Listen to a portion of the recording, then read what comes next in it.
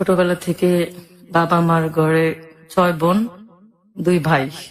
বাবা মার সংসার চালাতে খুব কষ্ট হইতো।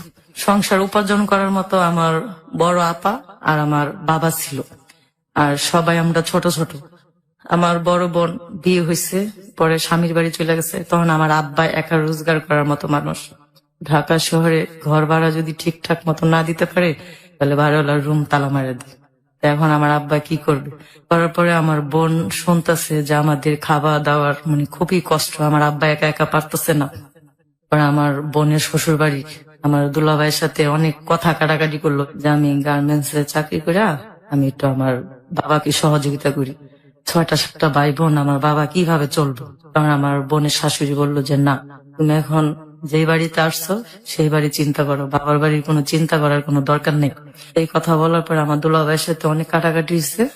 আমার বোন বললো কি, যেখানে আমার বোন বাবা মা না খায়া কষ্ট করবে আর আমি এখানে সুখে শান্তিতে খামো, এই খাবার আমার পেটে ঢুকবে না। বিয়ে বসার উচিত ছিল, আমি বিয়ে বসছি, এখন আর আমার কোনো মনে কষ্ট নেই। তুমি তোমার এখানে থাকো, আমি আমার বাবা মার কাছে চলে যাই। আমার বোন একবারে কারসিট করে আয়সা পড়ছে কমলাপুর, এই গার্মেন্টসে ঢুকছে। ঢোকার পরে আমাদেরকে নিয়ে চাকরি বাকরি করে, তখন আমার আব্বা একটু কাজ করতেছে, আমার বোনও কাজ করতেছে। তখন আমরা সবাই ছোট ছোট, স্কুলে পড়ার মতো কোনো ক্ষমতা আমার বাবার নাই। তারপরে আমার ওই বোন গার্মেন্টসে ঢুকার পরে আমার আরো 2টা বোনকে গার্মেন্টসে ঢুকাই দিয়েছি ছোট ছোট। তখন আমার আব্বাও কাজ করে, আমার বোনেরাও কাজ করে কইরা কোন রকম একটু সুন্দরভাবে এই সংসারটা চলতেছে। চলার পরে একদিন আমার দোলাভাই আসলো, আয়সা বললো কি যে বাবা মার বাড়ির কারণে শ্বশুর বাড়ি বাদ দিয়ে দিলা, তোমার কি শ্বশুর বাড়ির কোনো প্রয়োজন নাই? তখন আমার বোনে বলছে, যখন আমার ছোট ছোট ভাই বোনেরা বড় হইব, ওরা যখন কাজকর্ম করতে পারবে, আর যদি আমার ভাগ্যে তুমি থাকো, তাহলে আমি তোমাকে আবার পাবো। আপনার বোন আপনার বাবা মায়ের দুর্দশা দেখে স্বামীর বাড়ি থেকে চলে আসলো এবং সে গার্মেন্টস এ জয়েন করলো যাতে বাবা মাকে হেল্প করতে পারে। হ্যাঁ, আমাদের ছোট ছোট ভাই বোন ছোট ছোট, আর সবাই ছোট, তাই তো? জি, সবাই ছোট। আচ্ছা, বোন তো তখন বিবাহিত যথেষ্ট মেয়ে ছিল। হ্যাঁ। আচ্ছা, ঠিক আছে, খুবই ভালো।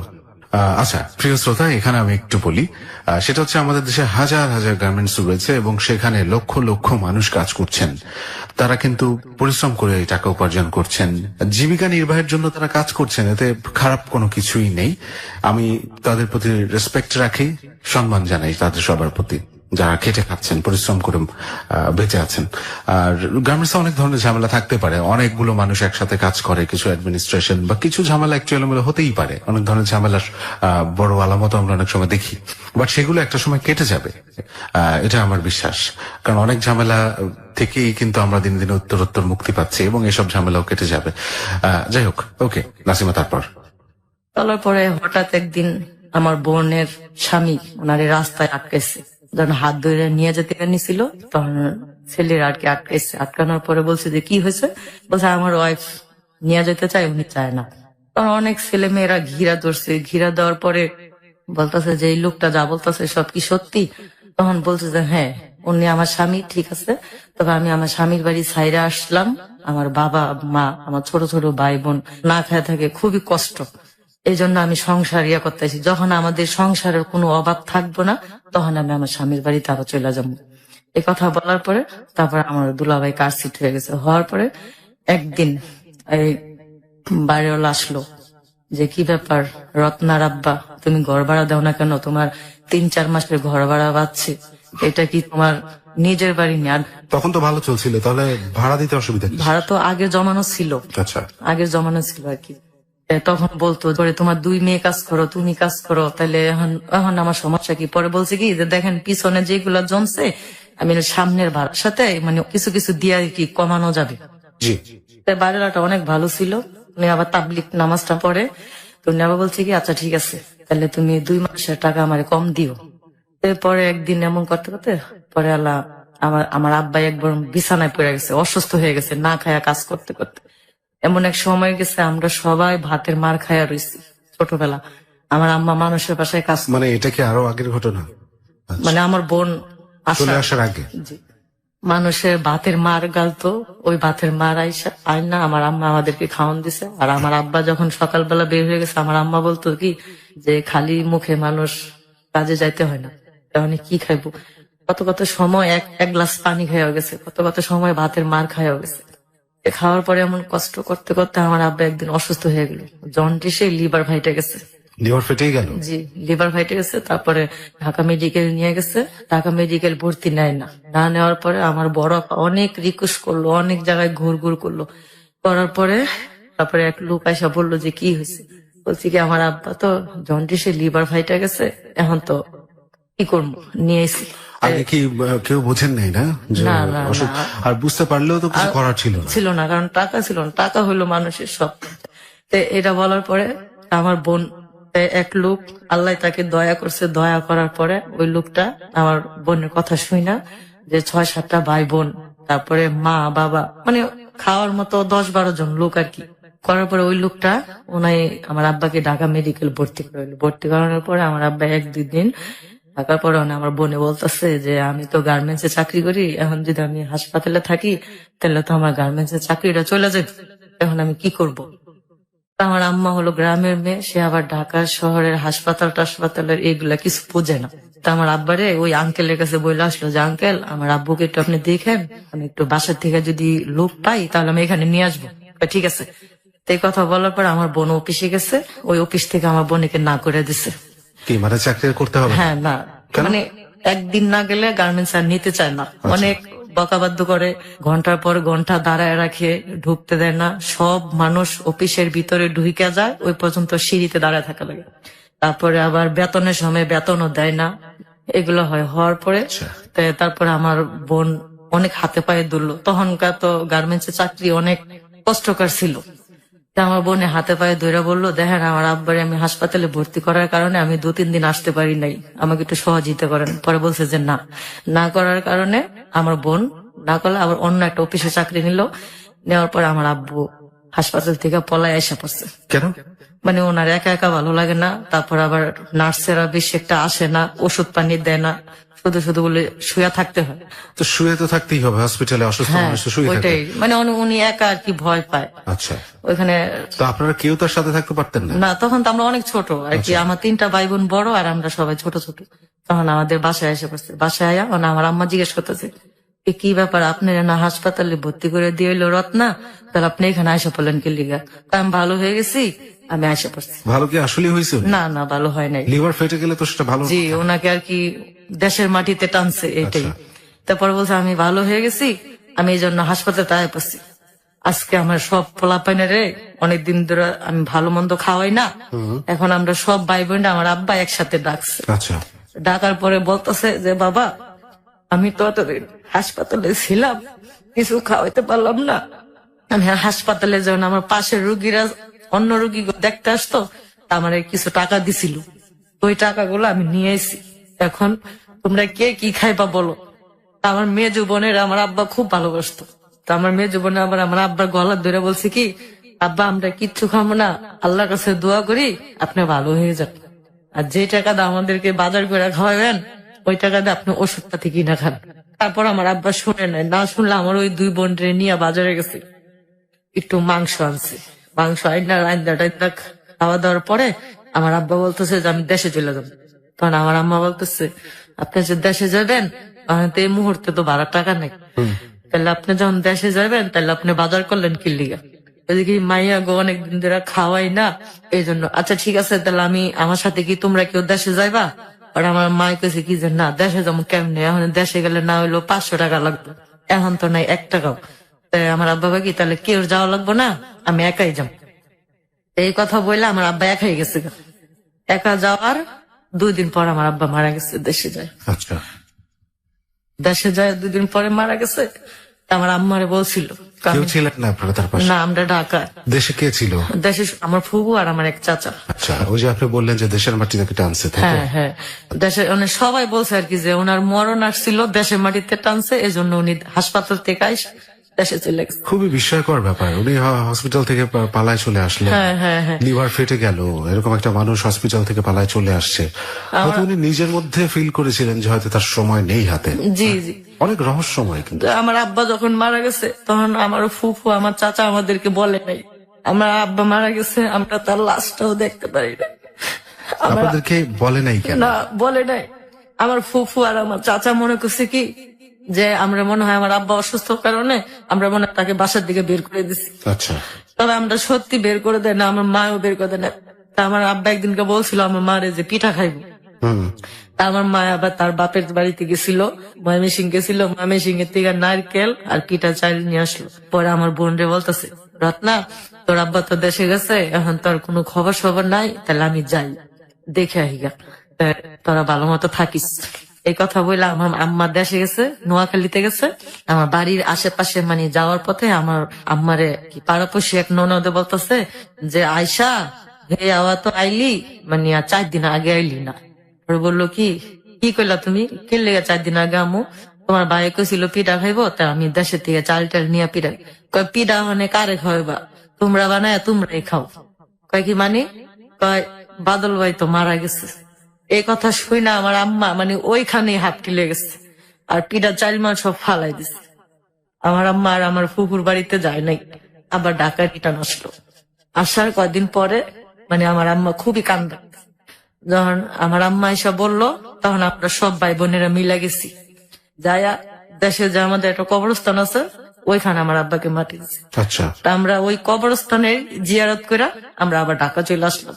কিন্তু বিষয়টা আপনার ফুপু হয়তো মনে করছে যে বাসা থেকে বের করে দিছে। হ্যাঁ হ্যাঁ, এটা হলো আমার ফুফুর বা ভুল বাসা ধারণা। থেকে বের কেন করে দিবেন, সেরকম কোনো কারণ ছিল? না না, ওই যে মনে করছে যে অসুস্থতা, আচ্ছা, অসুস্থতার কারণে হয়তো বাথরুম টাথরুম করে, হয়তো এটা আমাদের ঝামেলা মনে হইতে পারে, এই জন্য আমরা বাইর করে দিছি। বাড়ি কোথায় ছিল, দেশ কোথায়? আমাদের দেশ বাড়ি নোয়াখালী, লক্ষ্মীপুর। সে নোয়াখালী একা চলে গেলেন, জি। ওখানে মারা গেলেন। হ্যাঁ। কিন্তু এইখানে আসলে আপনার বড় বোন, উনি তো চাকরি বাকরি করতেন। জি। ধরে নিলাম আপনার মার কথা বাদ দিলাম, এই বড় বোনটা তো অ্যাটলিস্ট সতর্কতা অবলম্বন করা উচিত ছিল। যেরকম লিভার ফেটে যাওয়া একটা মানুষ আমার হসপিটাল বড় বোন থেকে, কি করবে বলেন? এই 6-7টা ভাই বোনকে খাওয়া জোগাবে, একেবারে জানাজা টানাজা দিয়ে গোসল টোসল করায় মাটি টাটি দেওয়া হওয়া পর্যন্ত উনি অজ্ঞান ছিল। আচ্ছা যখন মাটি টাটি দিয়া যখন বাসায় আইসা পড়ছে, তখন আমার ফুফু জ্ঞান ফিরছে। আচ্ছা। তা আমরা কিভাবে, মানে উনি অজ্ঞান ছিলেন কেন ওই সময়? ওটা একটা আল্লাহর বিচার। আচ্ছা। ঠিক আছে, আমরা 8টা ভাই বোন, আমার মা, আমরা ভাই বোনের কথা বাদ দিলাম, আমার মার তার স্বামীর কাছে অনেক দাবি ছিল ছাড়ানোর মতো, তার কাছে অনেক অন্যায় করছিল, সেই ক্ষমাটাও তাকে চাইতে দেয় নাই। আচ্ছা, না দেওয়ার পরে আমার আম্মা খুব, আমরা ওই কবরস্থানে থেকে আসে পড়ছে, আমরা আর আমার ফুফুর বাড়িতেও যাইনি, আমার চাচার বাড়িতেও যাইনি। না যাওয়ার পরে ওইখান থেকে আমরা আসি, আসার পরে আমার বোন আমাকেও গার্মেন্টসে ঢুকাই দিচ্ছে, আমার ছোট ভাইকেও গার্মেন্টসে ঢুকাই দিচ্ছে। যখন আমরা কিভাবে চলবো, চলার পরে তারপর আমার একটা ছোট ভাই ছিল, ওইটাকে বিয়ে করাই দিচ্ছে, যে আমরা সবাই গার্মেন্টসে গেলে আমার মাকে কে দেখবে। ছোট ভাইটার বয়স কি বিয়ের মতো হয়েছিল? না, হয় নাই, আচ্ছা, হয় নাই। তখন আমার বোন আর কি বললো কি যে আমরা সবাই যদি কাজে যাই তাহলে আমার মায় কিভাবে একা একা থাকবো, আব্বা মারা গেছে, তাহলে আমি কামালকে বিয়ে করাই দিই। লালবাগ কামরাঙ্গি চরের এক মেয়ে স্থানীয়, তার সাথে আমার ভাইয়ের বিয়ে হলো। বিয়ে হওয়ার পরে উনি আবার আমার মার সাথে খুব খারাপ ব্যবহার করছে। তাহলে তো উল্টা হইলো আরো। জি, তারপর আমার মার সাথে খুব উল্টা করছে। উল্টা করার পরে আমরা সব ভাই বোন এখন চাকরি করি, গার্মেন্টসে গেছি। গার্মেন্টসে যাওয়ার পরে একদিন আয়সা, আমার বোনে আয়সা দেখে যে আমার আম্মা ভাত খাইতেছে, আমার ভাবি আমার আম্মার কাছ থেকে ভাতের থাল নিয়ে গেছে, ভাতের থালা নিয়ে গেছে, ভাতের থালায় নিয়ে যেত? নিয়ে যেত। তো তখন আমার মানে ওর বয়স কেমন ছিল? আপনার ছোট ভাইয়ের বয়স কেমন ছিল বিয়ে যখন দিলেন? আমার ছোট ভাইয়ের বয়স তখন মনে হয় 17-18। 17। বউর বয়স তো আরো কম। হ্যাঁ, ওরকম। আচ্ছা। তখন বলতো কি যে কাজ করে খাইতে পারেন না, সবাই কাজ করে, আপনি বসে বসে খান কি লিগে, কাজ করে খাইয়া দেখেন কেমন লাগে, আর আরামে খালি বসে বসে খালি খান, এগুলো আর কি বলতো। তো তখন একদিন আমার বড় আপা শুনছে, শোনার পরে বলছে কি, দেখো রিনা, আমরা কিন্তু 6-7টা ভাই বোন কাজ করি, 6-7টা ভাই বোন কাজ করে যদি আমার এই বুড়া মারে যদি না বসায় খাওয়াইতে পারি, তাহলে তোমার আর কি দরকার ছিল? তুমি যদি বসে খাইতে পারো তাহলে আমার মা কি বসে খাইতে পারবো না? রাইট। তো এটা আমার বোনে বলছে। আমার বোনে তো জীবনের সাথে অনেক যুদ্ধ করছে, এই বাবা মা কয়া সংসারই বাদ দিছে।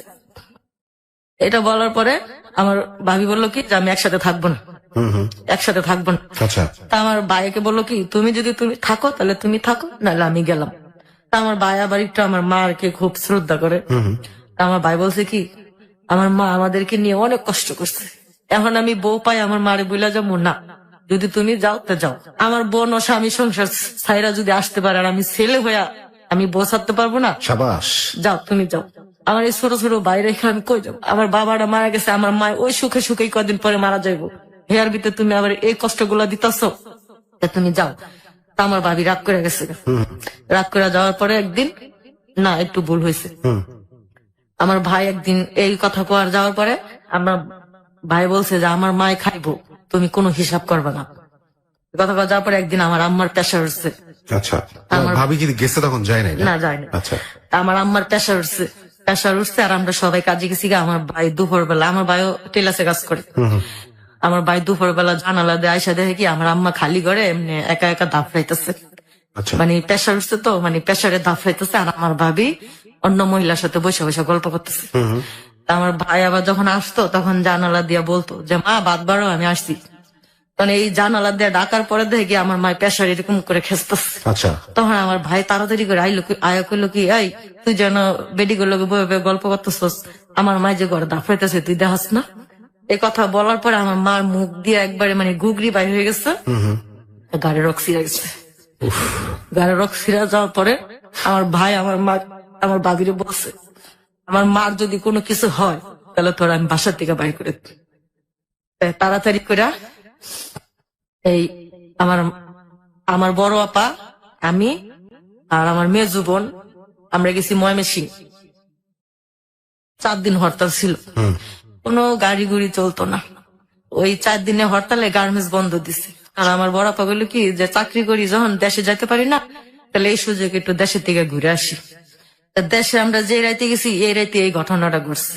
আচ্ছা, আমার আম্মার এই ঘটনা পেলহানা আমার ভাই আর আমার দুলা ভাই আর আমার একটা বোন বরিশাল বিয়ে হয়েছে, এই বরিশালের বোনটা এখানে আইছে। আর আসার পরে আমার আম্মাকে এই ঢাকা মেডিকেল নিয়ে গেল। আচ্ছা, হসপিটালে ভর্তি করলেন? হসপিটালে ভর্তি করছে। আচ্ছা, এখানে আমরা একটা ব্রেক নিই। হ্যাঁ, একটা বিরতি নিই। প্রিয় শ্রোতা, মর্মান্তিক এক জীবনের গল্প শুনছেন একেবারে শুরু থেকেই। ওর চোখ অশ্রু সচল এবং আমিও শিহরিত, আমি প্রত্যেকটা মুহূর্ত অনুভব করছি আসলে। তারপরেও আমি কৃতজ্ঞ তাদের প্রতি যারা কিনা ওর ভাই এবং ওর মার মতো, যে বোন আসলে স্বামী সংসার ফেলেই চলে আসছে, এবং যেই ভাই তার বউকে নিজের মার জন্য বললে তুমি চাইলে যেতে পারো, আমি যাব না। দ্যাটস এ গ্রেট থিং এই সময়ে। আমি এটাও বলছি না যে আপনি আপনার বউকে বা আপনি আপনার স্বামী সংসার ছেড়ে চলে আসেন, কিন্তু এরা কেন ছেড়ে চলে আসছে বা বউকে কেন এভাবে শাসাচ্ছে, সেটা একমাত্রই মা বাবার প্রতি অসীম শ্রদ্ধা এবং ভালোবাসা। আমি শুধু চাই এটাই বেঁচে থাকুক, এটাই জেগে থাকুক। বাবা মাই তো আসলে সবকিছু। বাবা মা ছাড়া তো এই পৃথিবী আপনার জন্য অন্ধকারময় বা কোনো কুল কিনারা ওর নেই বাবা মা ছাড়া। এখন দেখেন ও কাঁদছে ওর বাবার জন্য, ওর মার জন্য কাঁদছে। 26 বছর বয়স ওর। একদম ছোটবেলা থেকে মা বাবার আদর পায় নাই, মা বাবার আদর পায়নি, কিন্তু মা বাবার প্রতি ভালোবাসার কিন্তু একটু কমতি ওদের মধ্যে। যার জীবনে মা বাবা নাই তার জীবনের কোনো মূল্যই নাই। প্রিয় শ্রোতা, ও ঠিকভাবে বলতে পারছে না। আমরা একটা ছোট বিরতি নিচ্ছি, ও নিজেকে একটু শান্ত করুক, আমরা ফিরে আসছি নাসিমাকে নিয়ে। কোথাও যাবেন না। হ্যালো 8920 জীবনের গল্প। হ্যালো 8920 জীবনের গল্প। প্রিয় শ্রোতা, আবারও স্বাগত জানাচ্ছি আপনাদের সবাইকে হ্যালো 8920 জীবনের গল্পে। আমি আরজে সেতু আছি আপনার সাথে, এবং এক মর্মান্তিক জীবনের গল্প নিয়ে আজকে হাজির হয়েছে এখানে নাসিমা। প্রথম অংশটুকুই এতটুকু শুনেই এখনো পর্যন্ত আমিও পারছি না একটু স্বাভাবিক হতে, কারণ প্রত্যেকটা মুহূর্তের মধ্যেই আমি ঢুকে পড়েছিলাম, গল্পগুলো আমি উপলব্ধি করতে পেরেছি, এবং আমি জানি আমার মতো আপনারাও ঠিক একইভাবে আগ্রহ নিয়ে গল্পটা শুনছেন। প্রিয় শ্রোতা, আমরা সাথে থাকবো পুরোটা সময়, আপনারা এই গল্পের সাথে থাকবেন আশা করছি। আমি নাসিমার কাছে যাচ্ছি। আপনারা তখন সবাই একটু বাড়িতে বেড়াতে গেলেন এবং সেই রাতেই আপনার মা স্ট্রোক করলেন। হ্যাঁ, তখন আমার বরিশাল এক বোন বিয়ে হয়েছে, ওই বোন বেড়াতে আসছিল। কারণ আমার ওই বোনটা আমার ছোট ভাইটা ঢাকা মেডিকেল ভর্তি করছে। আমার আম্মার নাকে নল লাগায় রাখছে, ওই নল দিয়ে আর কি খাওয়া দাওয়া দিত। তা আমার আম্মা বলতেছে, হাসপাতাল থেকেই বলতেছে যে রত্না, রিনা, নাসিমা ওকে কি আমি যাওয়ার সময় কি দেখতে পারবো না। এটা বলার পরে আমার ভাই বললো কি যে হ্যাঁ, যেভাবে হোক আমি আনমই, তুমি চিন্তা করো না মা। কথা বলে আমার ভাবি তখন তার বাপের বাড়িতে চলে গেছে। আমার আম্মার এই অবস্থা শুনে আসেনি। আমার ভাই রেলগাড়ি কইরা দেশে গেছে ভোরে দেশে গেছে। দেশে আবার একটা পাখি আছে যে মানুষের যদি কোনো আপদ বিপদ আসে ওই পাখিটা আর কি কুপ কুপ কুপ বলে, যদি কুপ বলে তাই মানুষ মারা যায়। তো তখন আমার বোন আর কি আমার মামিরে বলতেছে, মামি এই কুপ পাখিটা যে ডাকতেছে মনে হয় আমার মার মনে হয় কিছু হইছে, আমার ভাল লাগতেছে না। কয় কি না কিছু হয় নাই, তুই ঘুমা। এই করতে করতে আল্লাহর কি হুকুম, আমার ভাই ভোর সকালবেলা গেছে। আপা বলতেছে যে কিরে কামাল তুই, আমি আইলাম এই বিকালবেলা, তুই আইলি সকালবেলা, কারণটা কি? কয় আমারে তো হাসপাতালে ভর্তি করে দিয়েছি। এই কথা শোনার পর আমার বোন একবারে লগে লগে মানে অজ্ঞান হয়ে নিচে পড়ে গেছে। মা চিল্লান কয়া দিয়া পড়েছে। তখন তো আমরা আবার একটু ছোট ভালোই বুঝি। এই কথা বললে আমার বোন বলতেছে, মামি এখন যে হরতাল কিভাবে যাব, তখন তো বাসও চলে না, ট্রেনও চলে না। তারপরেও রাত্রে আমরা ঘুমাই নাই, না ঘুমায়া রাত 3টা-4টার সময় আমরা রওনা দিছি রেল লাইনের উপর দিয়া। আমরা সবাই মিলে হাঁটতে হাঁটতে হাঁটতে হাঁটতে একবারে ময়মনসিংহ স্টেশন পর্যন্ত আসলাম। হাঁটতে হাঁটতে চলে আসছে? জি, হাঁটতে হাঁটতে আসলাম রেলের উপর দিয়া। বাবা। আসার পরে দেখি রেলের মাথার ভিতরে বড় বড় পাথর ফালায় রাখছে। তারপরে লোহার ওই যে চঙ্গল্লাহান ইয়াগুলা ফালায় রাখছে। এখন কি করব? করার পরে আমার বড় আপা বলতেছে যে আল্লাহ তুমি এরকমই করলা যে বাবা মরলো, বাবাটারও দেখতে পারলাম না, এখন বাড়ারে নিয়ে যাবা, বাড়াও কি দেখতে পারবো না। এই কথা বলার পরে আমার মেজু বোন আবার আমার বোনেরে বলতেছে যে তুই কান্দিস না, আল্লাহ যা করে ভালোই করবো। এমন কথা কথা পরে বাস স্ট্যান্ডে গেছি, বাসুল্লাহ বেড়া বলছে কি যে না আজকে তো চলবো না, শুক্রবারে চলবো। তারপরে আবার এই হাঁটতে হাঁটতে আবার বাড়িতে গেছি। বাড়িতে যাওয়ার পরে তারপরের দিন আবার ভোরে ঢাকা ফার্স্ট ট্রিপে আসলাম। আয়সা দেখি কি আমার আম্মা মারা গেছে।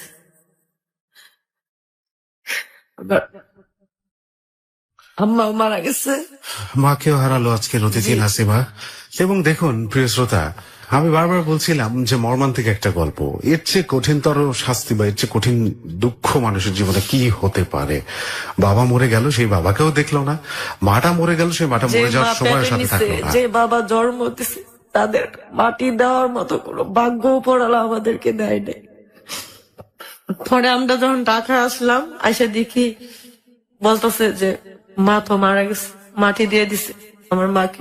মাটি দেওয়ার পর আমার বোন এত কান্না করতেছে মানে বলার বাহিরে।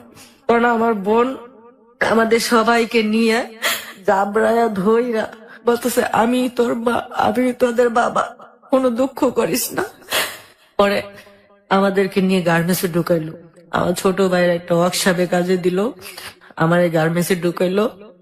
পরে এখন বাবা মার দুঃখ কাহিনী শেষ।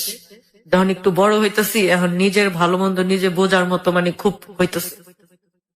98 বন্যার সময় আমি আর আমার এক বান্ধবী রাস্তা দিয়ে আসার পথে অপর সাইডে আর কি 2টা ছেলে, ওরা 2টা ছেলে আর আমরা 2টা মেয়ে আসার পথে মানে ওনারাও আমাদেরকে দেখে একটু হাসতেছে, আমরাও হাসতেছি।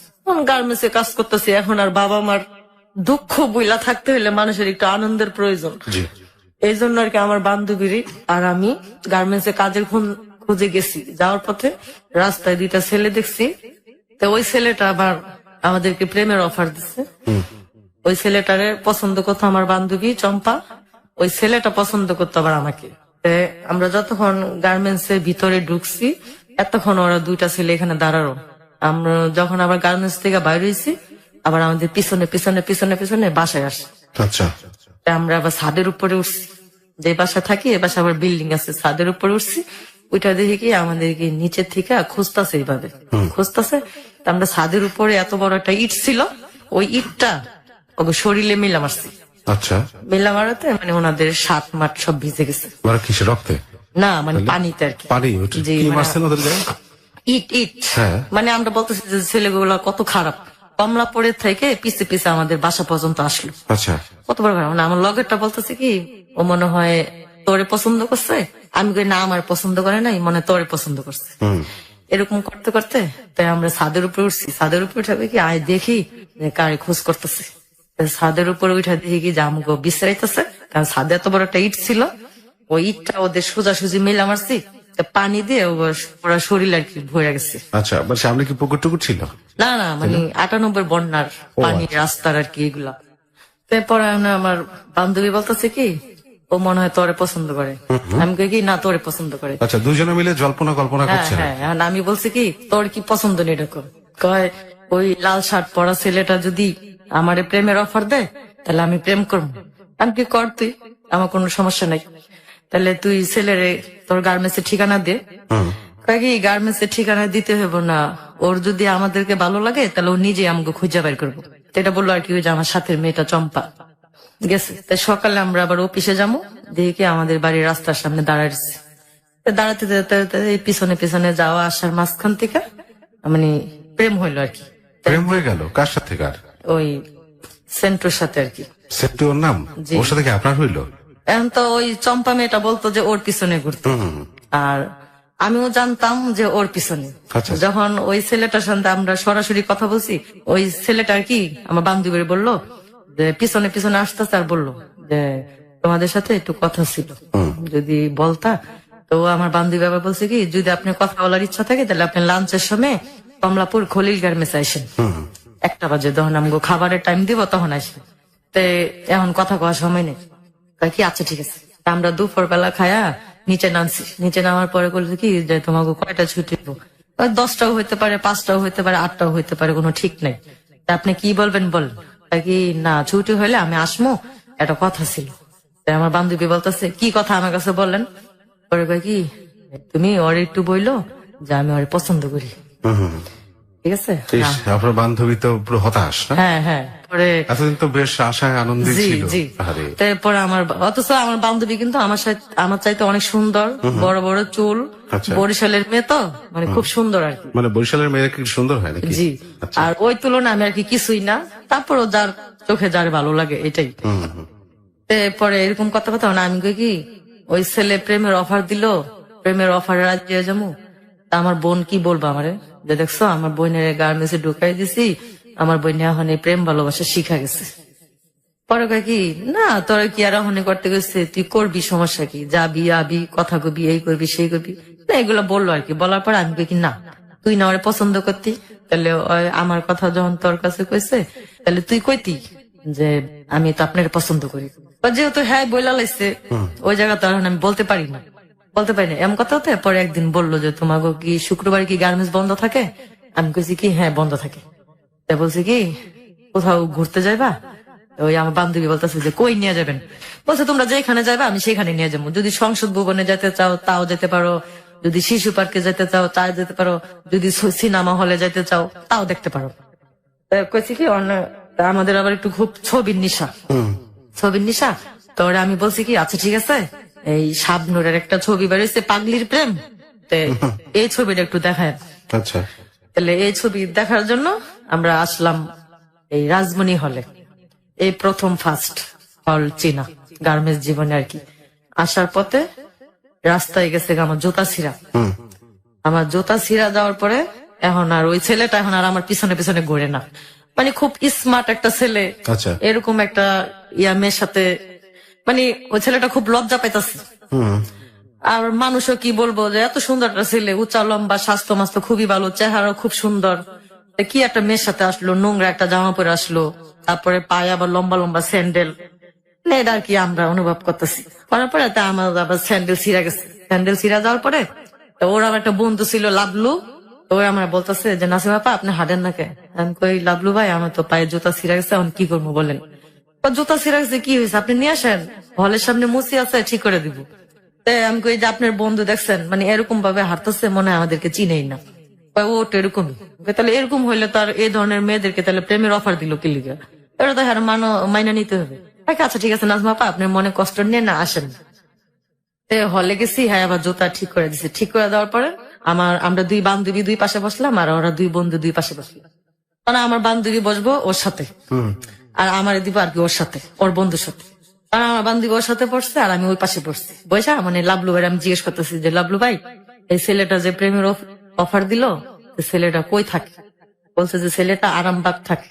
আরামবাগ থাকে কি কাজ করে? সেলুনে কাজ করে। আবার সেলুনে কাজ করে এটা আবার কেমন? আবার বললো কি জানাস বাবা শুনেন, কোনো কাজের এই অবহেলা করতে নেই, কাজ তো কাজ, শুধু আপনি চুরি ছাড়া যে কাজ করতে পারেন ওইটাই কাজ। জি। তো এটা বললো, বলার পর আমি কাছে ঠিক আছে, তাহলে আমার বান্ধবী চম্পা তো ওরে পছন্দ করে, কয় চম্পা পছন্দ করলে কি হইছে? এই তো আপনারা পছন্দ করে। তা আমি কই আচ্ছা ঠিক আছে। তখন আমি বলছি, আমি কই শুধু পছন্দ করলে তো হবে না, আমার বাবা মা মারা গেছে কয়দিন আগে। তারপর আমার বোন আমার গার্মেন্টসে ঢুকাই দিছে। এখন যদি আমি এরকম করি তাহলে আমার বোন বলবো কি আমার বোনের গার্মেন্টসে ঢুকাই দিয়ে আমার বোন অনেক চালাক হয়ে গেছে। চালাক হয়েছে ভাইয়া, আমি এইভাবে ঘুরতে পারবো না, কোনো কিছু করতে পারবো না। উনার যদি ভালো লাগে তাহলে উনি আমার বোনের কাছে বিয়ে প্রস্তাব দিব। আমি রাস্তায় রাস্তায় ঘুরতে পারবো না, কারণ মানুষে খারাপ বলবো। এটা বলার পরে মানে উনি আমার বান্ধবীরা বলতেছে, চম্পা তুমি একটু ওই সাইডে যাও, আর একটু এই সাইডে আসতে দাও। আর আমার বান্ধবী পুরো চেতে গেছে। চেতে যাওয়ার পরে বলতেছে যে আপনি ওর সাথে কথা আছে কি, আমার সাথে বলতে পারেন না? আমার সাথে বললে কি হয়েছে আমাকে বলেন। পরে বলতেছে যে না, ওর কথা আমি ওরে বলবো, তুমি এরকম করতেছো কেন, তুমি একটু ওই সাইডে যাও। আমার বান্ধবী আবার একবারে চেত্তা মিথ্যা পুরা ফায়ার হয়ে গেছে যে আমি পছন্দ করলাম হ্যাঁ রে, হ্যাঁ পছন্দ করলে আবার ওরে, তাহলে এটা একটু কষ্টকর না? এখন আমার বান্ধবী বলতেছে তুই কি করছ নাসিমা? আমি কই শোন, আমি তো আর ওই ছেলের বলি নাই যে ভাইয়া আপনি আমার ভালোবাসেন কিংবা আমার পছন্দ করেন, যারে যার ভালো লাগে এটাই। আমি দেখ নোংরা বেশে চলাফেরা করছি, তারপরে ও আমার পছন্দ করছে। আর তুই ওই স্মার্ট, ওই স্মার্ট, তোরে পছন্দ করেনি। এটা নিয়ে মানে আমাদের দুজনের মাঝে খুব ঝগড়া হয়ে গেছে। আচ্ছা, ঝগড়া হওয়ার পরে ও আমার সাথে কতদিন কথাও বলে নাই, কথাও বলে নাই। আমি ওর সাথে কোনো কথা বলি না, ও কথা বলে নাই। ঝগড়াটা কেন হইলো?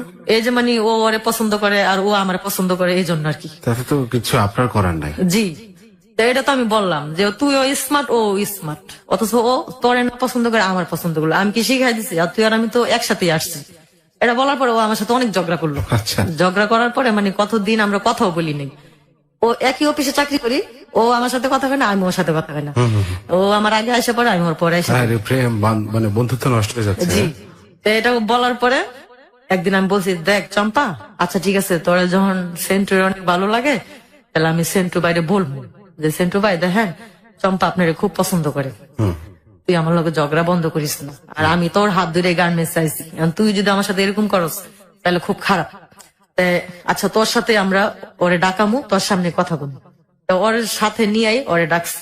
ডাকার পরে বলছি যে দেখেন ভাইয়া, ও তো আপনারে পছন্দ করে, আপনি তো আমাকে পছন্দ করলেন, এখন তো আমার মাঝখান থেকে দুজনের বান্ধবী নষ্ট করে দিলেন, তাহলে আপনি কি বলেন? কারণ ওই আমার গেলো কি, এক কাজ করো, তোমার চোখগুলো আমার চোখে লাগাই দাও আর আমার চোখগুলো ওর চোখে লাগাই দাও, আচ্ছা, তাহলে কে কারো সুন্দর দেখা যাবে ওই বুঝবো। ঠিক আছে, ও বুঝবে। চম্পা তোমার সমস্যা কি? ওর যদি আমি পছন্দ করি তোমার সমস্যা কি?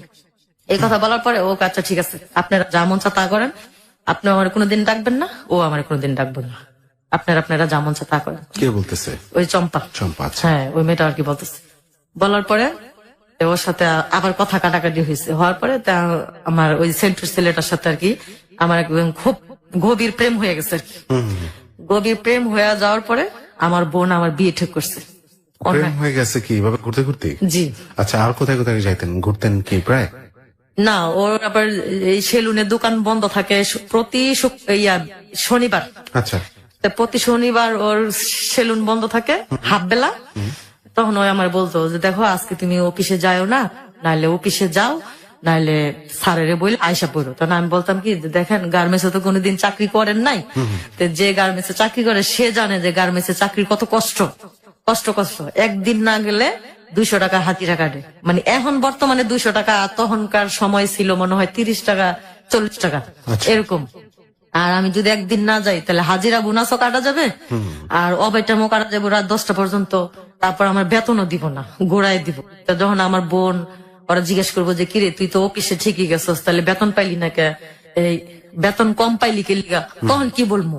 এরা বলছি তা ঠিক আছে শুক্রবারে যখন গার্মেন্টস বন্ধ থাকে শুক্রবার দিন ঘুরতে যাবো না। তাহলে কয় শুক্রবার দিন তোমার বন্ধ থাকলে তো আমার দোকান বন্ধ থাকে শনিবারে, দুজনের দেখা সাক্ষাৎ হয় না, কথাবার্তাও হয় না। কেন আমি বলছি আচ্ছা ঠিক আছে। এরকম করতে করতে কতদিন অফিসে যাই নাই, না যাওয়ার কারণে মানে শনিবারে। জি, না যাওয়ার কারণে শনিবার যদি শুক্রবার যদি বন্ধ থাকে, শনিবারে না গেলে ওই শনিবার শুক্রবার দুদিন অ্যাবসেন্ট করে দেয়, 2 দিনের টাকা কাটে। তাই উনি বলছি সিস্টেম এখন এগুলি হয়। হ্যাঁ এইগুলি বলার পরে ও বলছে কি যে দেখো প্রেম টেম করতে গেলে কিছু ছাড় দিতে হয়, কিছু পাইতে হইলে কিছু ছাড়তে হয়। তা উনি এটা বললো। তখন আমি বললাম কি দেখেন রাস্তা আমি ঘুরতে পারবো না, আমার বাইরে সবাই চিনে, আমার বোনেরও সবাই চিনে, তারপর আমার বাড়ির সবাই বলবো যে দেখ সেরি বড় না হইতে হইতেই দেখো সেরি প্রেম ভালোবাসা শিক্ষা গেছে গা, তেমন পাকনা হয়ে গেছে গা। এমনি মানুষে বলে যে বাপ মা ছাড়া পোলা পাইন দুনিয়ার চালাক চতুর, তা আমি ওরকম থাকতে চাই না। আচ্ছা আপনার যখন খুব পছন্দ আমার, তাহলে আপনি দেশে থেকে আপনার বাবা মা নিয়ে আসেন, বাবা মা নিয়ে আসেন, ভাই বোন নিয়ে আসেন। মানে উনি আমার বলতেছে যে না, আমি বাবা মা আনবো না, আমার ভাই বোন আনবো না, আমি নিজেরা আমরা বিয়ে করবো। তারপর আমি বলতেছি যে নিজেরা যদি বিয়ে করেন তাহলে কিন্তু আপনি কিছু পাইবেন না, কিছু পাইবেন না। আর যদি আমার ভাই বোন নিয়ে যদি আপনি বিয়ে করেন, আর আপনার বাবা মা নিয়ে যদি বিয়ে করেন, তাহলে যদি কিছু চাওয়া পাওয়া থাকে তাহলে আপনি কিছু পাইবেন। আর যে একা একা বিয়ে করলে কিছুই পাইবেন না, আর আমার বোনে অনেক কষ্ট পাইব। বাকি আমার যে একটা মানে দোষ আছে, ওই দোষটা শুনলে তো তুমি আমার সাথে মিশবা না। আচ্ছা, তখন আমি তখন আমার সাথে ওনার সাথে খুব প্রেম, খুব একেবারে বেশি বেশি আর কি প্রেম। আচ্ছা। ওনারা ছাড়া আমি থাকতে পারি না, আমার ছাড়া উনি থাকতে আর পারেন না। প্রেমটা হচ্ছে কি, কথা কি ফোন টোন ছিল না নাকি না এমনি দেখা হইতো? না, ফোন ছিল না। আচ্ছা, শুধু ওই যে সকালবেলা অফিসে যাওয়ার সময় আসতো, আর দুপুর বেলা এসে কিছু কেনাকাটা দিয়ে যেত, আচার টাচার এগুলা কিনা দিয়ে যেত। আর বিকাল বেলা যখন ছুটি হইতো, বিকাল 5টা থেকে রাত 10টা পর্যন্ত দাঁড়ায় থাকতো যে গার্মেন্টস কখন ছুটি হইব। দারোয়ানেরা জিজ্ঞেস করতো, বলতো যে 8টায় ছুটি হইব, নাহলে 10টায় হইব। আসা যাওয়ার উপরেই থাকতো আর কি। আচ্ছা, এই এরকম প্রায় 8-9 মাস চলছে। 8-9 মাস চলার পরে ওর আবার একটা বন্ধু আছে, বিদেশ চলে যাবে সিঙ্গাপুর। ওরে আবার আমার কথা বলছে, বলার পরে ওই বলছে কি তাহলে একটু দেখাইস। রাত 12টা 11:30 বাজে, তখন ওর বন্ধু আর কি আজকে ফ্ল্যাট চলে যাবো, তা আমার দেখাইতেছে। তখন আমরা ঘুমায় পড়ছি। তখন কিভাবে যাবো, তখন আমার আরেকটা বান্ধবী ছিল রিতা, ওরা এসে বলতেছে রিতা নাসিমার একটু ডাক দাও না।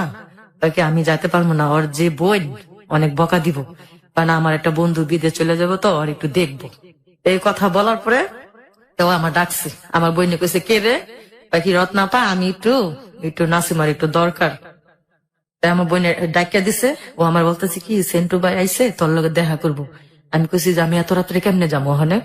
পরে বলতেছে যে যা, কে বলে আইসে বিদেশ চলে যাবো, তোরে দেখবো। তখন আমি কই যামো যখন, আচ্ছা ঠিক আছে, তাহলে গেটের বাইরে বাথরুমের কথা কইয়া আইসি। আমার আপারে বলছি যে বড়পা আমি বাথরুমে যাইতাছি, একটু দেরি হইতে পারে। এই কথা বললে আইসা গেটের সামনে আইসা ওই ছেলেটার সাথে কথাবার্তা বললাম, দেখা সাক্ষাৎ হলে। বাকি ও কিন্তু খুব ভালো ছেলে, আর আপনি কষ্ট দেন না, আর ও আপনার খুব পছন্দ করে। আর আমি যাইতাছি গা, যদি আল্লাহ বাঁচায় রাখে তাহলে আবার দেখা হইব, আইসা দেখি যেন আপনাদের বিয়ে হয়েছে। এটা বইলা ও গেছে যে দোয়া করেন। আমি বললাম, আচ্ছা ঠিক আছে। এই কথা বইলা গেছে। যাওয়ার পরে আবার যখন সকালে অফিসে যেতেছি, বললো দেখো নাসিমা 8-9 মাস হয়ে গেছে আমরা ঘুরতেছি, ঘোরাফেরা না কইরা চলো আমরা সংসারী হয়ে যাই। তখন আমি বলতেছি আপনি কয় টাকা ইনকাম করেন, আপনি ঢাকা শহরে ঘর ভাড়া দিয়া আপনি বউ নিয়ে থাকতে পারবেন? পরে কয় কি দেখো তুমি তো গার্মেন্টসে কাজ করো, আমিও তো কাজ করি, তাই কাজ করো, দুজনে মিলে একসাথে চলাফেরা করি। আমি কাজ করেন তাহলে আমার বোনেরে বলেন যে আপা আমি তো নাসিমারে বিয়ে করতে চাই, আপনি কি বলেন? পরে কয় কি না তোমার আপা তো আমার কাছে তোমারে দিব না। আমি কে লেগে দিব না, আপনি এত সুন্দর একটা ছেলে, উঁচা লম্বা, স্বাস্থ্য মাস্টার সবই ভালো, তাই আপনার দিব না কি লিগা? তাই কি না চল আমরা দুজনে পালায় বিয়ে করে লি। আমি পালায় বিয়ে করবো, আচ্ছা ঠিক আছে, তাহলে আমি যখন বেতন পাবো তখন। তো বলতেছে না তোমার বেতন লাগবো না, আমি টাকা জমাইছি, তুমি আসো। যে আমি কই একা একা তো বিয়ে হয় না, তাহলে আপনি কিভাবে বিয়ে করবেন? আমার খালা আছে। তোর আপন খালা? না না, যে বাসায় ভাত খায়, ও আচ্ছা, ওই সেই মহিলার খালা। আর কি খালা বলছে। বাসায় জানাতে চাচ্ছেই না? না না আচ্ছা, না, ঠিক জানাতে আছে। চাচ্ছে না, ওই যে ওনার ভিতরে যে একটু সমস্যা আছে। কি সমস্যা? ওই যে উনি যে হিন্দু। ও আচ্ছা, এটা আপনি জানতেন না? ওইটা তখনই জানতাম না। ও আপনিও জানতেন না? না, এই জন্য তো আমি যে বারবার বলতেছি যে আমার বোনের সাথে আলাপ করেন, আমার আপনার বাবা মা নিয়ে আসেন। তারপর উনি আমার বলতেছে না যে আমি হিন্দু কিংবা তুমি মুসলমান। ঠিক আছে, বুঝছি। এটা না বলার কারণে তার আমি বলতেছি দেখেন আমার বাবা মা মারা গেছে, আমার বোনে কষ্ট করে মানুষ করছে। আপনি চাচ্ছেন ফ্যামিলিতে জানাইতে? হ্যাঁ হ্যাঁ হ্যাঁ। আর ও চাচ্ছে জানাবে না, কারণ হচ্ছে ওনার ভিতরে যে দুর্বলতা সেটা আমি জানি না। সেটা হচ্ছে যে এই কারণটা আমরা পাইলাম যে কেন উনি জানাতে চাচ্ছে না, যে আসলে তারা বিয়ে করলো কিনা ফাইনালি, বিয়ের পরে বিয়ে যদি হয়েই যায়, এরকম একটা ধর্মের একটা ব্যাপার যেখানে প্রকট আকার ধারণ করে দেশে, এরকম অনেক জায়গাতেই হয়। তো সেই রকম একটা পরিস্থিতিতে কি হতে পারে, এটা কিন্তু আরেকটা নতুন দুয়ার খুলে যাচ্ছে এই গল্পের। আমরা খুব মর্মান্তিক জীবনের গল্প থেকে হয়তো কোনো আশার আলো দেখতে পাচ্ছি, হয়তো আবারও গিয়েও উল্টে হয়তো আরো দুঃখ হতাশার মধ্যে পড়ে যাবে। লেটস সি কি ঘটে, আমরা এখনো কিছুই জানি না। ওকে, আমরা এখন একটা ছোট বিরতি নিচ্ছি। প্রিয় শ্রোতা, আপনি শুনছেন আপনার প্রিয় অনুষ্ঠান হ্যালো 8920 জীবনের গল্প। আর যে সেতু আছি আপনার সাথে, এবং আমাদের আজকের অতিথি নাসিমাও রয়েছে। তার জীবনের গল্পটা শুনছি আমরা, এবং আরো মেজর পার্টস গুলো নিয়ে আমরা ফিরে আসব। আর ততক্ষণ কোথাও যাবেন না কেউ, আশা করছি। এবং এখানে আপনারা যারা আসতে চান, সবার জন্য একটা ফোন নম্বর আছে, সবার জন্য এই দারুণ মুক্ত, যেই যাবেন সেই আসতে পারবেন, যদি কিনা আপনার জীবনের গল্পটা অন্যের জন্য ইফেক্টিভ হয়, সেক্ষেত্রেই শুধুমাত্র। এবং আপনি ফোন করলে আমাদের টিম মেম্বার লোবান আপনাকে ফোন ব্যাক করে আপনার সাথে কথা বলে আপনাকে এখানে আসা নিশ্চিত করবে। ফোন নম্বরটা হচ্ছে 09613892 আবারও বলছি 09613892 অনেকেই হয়তো ফোন করেন, অনেকেই আমরা আস্তে আস্তে করে ফোন করে একটা সিরিয়াল মেনটেন করতে হয়। অনেকেরই ফিডব্যাক থাকে যে কেন ফোন করা হয় না। এগুলো আমি পার্সোনালি আমার ফেসবুক মেসেঞ্জারে পাই, সেখানে আপনারা লিখতে পারেন। অ্যাড্রেস হচ্ছে facebook.com/hetu.abcradio। এই মুহূর্তে ফেসবুকে, অর্থাৎ এবিসি রেডিওর যে ভেরিফাইড পেজটা আছে, সেখানে গেলেই আজকের অতিথির ছবি সহ একটা পোস্ট দেখতে পাবেন। সেখানেই আরজি সেতু পেজটা ট্যাগ করা আছে, সেটাতে লাইক দিয়ে কানেক্টেড থাকুন, এবং সেখানেই আপনার কোয়ারিজ গুলো আমি সরাসরি উত্তর দিব আপনাকে আরজি সেতু পেজে। আর আজকের পোস্ট অনেক বেশি বেশি শেয়ার করুন, যাতে করে আপনার আশেপাশের সবাই, আপনার ফেসবুকের ফ্রেন্ডসরা জানতে পারে এবং এই শোটা শুনতে পারে। আর কমেন্ট করুন, সেগুলো পড়া হবে আই হোপ। তো ছোট একটা বিরতি নিচ্ছি। শুনছেন হ্যালো 8920 জীবনের গল্প। আরজি সেতু আছে এবং নাসিমাকে নিয়ে ফিরছি ঠিক একটু পরেই। হ্যালো 8920, হ্যালো 8920 জীবনের গল্প। প্রিয় শ্রোতা, আবারও স্বাগত জানাচ্ছি সবাইকে হ্যালো 8920 জীবনের গল্পে। আমি আরজে সেতু আছি এবং নাসিমাও আছে। নাসিমার জীবনের গল্পটায় আমরা যেখানে বিরতি নিয়েছিলাম ঠিক সেখান থেকেই ফিরবো, বাট তার আগে ফোন নম্বরটা আপনাকে বলছি, যেখানে ফোন করলে আপনি এই অনুষ্ঠানে আসতে পারবেন, বলতে পারবেন আপনার জীবনের গল্প। নম্বরটা হচ্ছে 09613892। আবারও বলছি, লিখেও রাখতে পারেন আপনি 09613892। আর আরজি সেতু নামে একটা পেজ আছে, যেটা ট্যাগ করা রয়েছে এবিসি রেডিও 89.2 FM এর ফেসবুক পেজে এই মুহূর্তে। সেখানে গেলে নাসিমার ছবি সহ একটা পোস্ট আছে, সেখানে আরজি সেতু পেজটা ট্যাগ করা আছে। এবং এই পোস্টে অনেক বেশি কমেন্ট করুন, তারপরে হচ্ছে পোস্টটা শেয়ার করুন, যাতে অন্যান্যরা জানতে পারে এবং অনুষ্ঠানটা শুনে আমাদের রেডিও স্টেশনের সাথে যুক্ত থাকতে পারে। ওকে, ফিরছি। আপনি যেখানে ছিলেন, যে আপনাকে বিয়ের জন্য বলছিল বারবার 8-9 মাস প্রেমের পরে, এবং তখনও বলেনি যে ও হচ্ছে হিন্দু ধর্মের অনুসারী এবং আপনি মুসলিম। যেটা একটা বিয়ে করতে গেলে, বিবাহ বন্ধনে আবদ্ধ হতে গেলে বাংলাদেশের মতো অনেক দেশেই হয়তো এই সমস্যাটা প্রকট হয়ে দাঁড়ায়। রিলিজিয়ন একটা বড় সমস্যা। সেখানে আপনারা কি করলেন? তারপর থেকে শুরু করুন। তখন আমি বলতেছি, দেখেন এখন তো আমি বেতন পাই নাই, বেতন পেলে উনি বলতেছে যে না, বেতন পাওয়া লাগবো না, আমি আমার কাছে টাকা আছে, আমি জমাইছি, আমি তোমার কাজ অফিসে নিয়ে বিয়ে করবো। পরে আমি কি দেখেন, একা একা তো বিয়ে হয় না, সাক্ষী লাগে, লোক লাগে। আমি আমার খালা আছে, আমি কই কেমন খালা? আমি যে খালার বাসায় ভাত খাই, ওই খালা আমারে বলছে যে তুই নিয়ে আহিস, সমস্যা নেই, আমরা দিব। তাহলে আমার ওই বান্ধবীর সাথে আমি আবার মিশার পরে বললাম কি, চম্পা সেন্টু আমার এগুলা বলে, এখন তুই কি করছ? তো বলে সবকিছু যখন হয়ে গেছে, প্রেম টেম হয়ে গেছে, তখন আর বাদ রাখবা কি দিঘা, যা বয়া পর। আমি কি তুই একটু আমার লগে চলিস? হ্যাঁ ভাইকে, আচ্ছা ঠিক আছে। আমি আর ও গেছি ওর সাথে। ও একটা সিএনজি ভাড়া করে নিয়ে এসছে। নিয়ে আসার পরে ও আমারে নিয়ে গেছে আরামবাগ, নিয়ে এসে আরামবাগ ওর খালার বাসায় নিয়েছে। ওর খালার আইনা বলতেছে যে খালা, আজকে আমি ওরে বিয়ে করবো, তুমি সবকিছু রেডি করো। তখন ওর খালাই কইলো যে ওর কি বাপ মা নাই? কইছে যে বাপ মা মারা গেছে, ওর বোন আছে, ভাই আছে। কইছে ভাই আছে, বোন আছে। ওই খালাটা কিন্তু জানতো যে ও হিন্দু, তারপর ওই খালাটা আমার বলে নাই। আচ্ছা, বলতেছে যে ওর বোন আছে, ভাই আছে, তুই হ্যাঁ কাছে কি না, কোয়া লাগবো না, আমরা নিজেরাই বিয়ে করবো। তেমন কথা তো না। আমি কইতাছি কি, আল্লাহ, আমার বাপ মারা গেল, মা মারা গেল, বোনে এত পাইলা দিলা, বড় করলো, মানে আমার খুব চিন্তা হইতেছে এই কাজটা আমি করবো, এটা আমার বোন না অনেক কষ্ট পাইবো। আচ্ছা, এই কাজটা আমি করবো। আমি হ্যাঁ মানে এত অনুরোধ করছি, করার পরে উনি বলতেছে দেখো তুমি কি আমার ভালোবাসো নাই? আমি হ্যাঁ বাসছি, এখনো বাসি, আমি তো না করি নাই। যদি তোমার বোন যদি না শিকার আহে, আমি না শিকার এলে তখন আমরা পালাই বিয়া করবো, এখন দরকার নেই। পরে উনি কইতাছে দেখো আমি সবাই কয়ে লেছি, আমার বন্ধু বান্ধব সবাই আইতাছে, আবার তুমিও তোমার বান্ধবীরে বলছো, তুমি এখন আবার না করতেছো কে? চলো থাক, ওই বিয়া হয়ে গেলে পরে ঠিক হয়ে যাবো এরকম কথা। তারপরে ওই খালার মেয়েরে নিয়ে উনি মার্কেটে গেছে। মার্কেটে গেছে, এই শাড়ি ছায়া ব্লাউজ এগুলো নিয়ে আসলো, কিছু রান্না বান্না করলো। তারপরে আমার বান্ধবীর নিয়ে আমি অনেক কাঁদতাছি। আমি কই কি দেশ চিনি না, বাড়ি চিনি না, একটা পোলার সাথে রাস্তায় পরিচয়, এতে সম্পর্ক হয়ে গেল, এখন আমি তার সাথে আবার বিয়ে বসে যাবো। আচ্ছা, এই জিনিসটা খুব খারাপ দেখা যায় না চম্পা? কি খারাপ কি দেখস না, ছবিতে কি হয় বাস্তবে কি হয়, এগুলো আবার বলতেছে। কয় বয়া যায়, কোনো সমস্যা নাই, ও যদি আমারে কইতো আমি এমনি যাইতাম গা। আচ্ছা ঠিক আছে, তুই ওজন কইসস, তা যাক। তো ও রাত্রে আবার মেহেন্দি টেন্দি বাটলো, মেহেন্দি টেন্দি বাটতে আমার গায়ে লাগাইলো, লাগাইতে লাগাইতে অনেক কাজী অফিসে গেছে, কাজী আসে না। এমন করতে করতে কাজী আসে না, আসে না, আসে না, আসে না, একবারে বুড় হয়ে যেতেছে গা, বুড় হয়ে যেতেছে, তাও কাজী আসে না।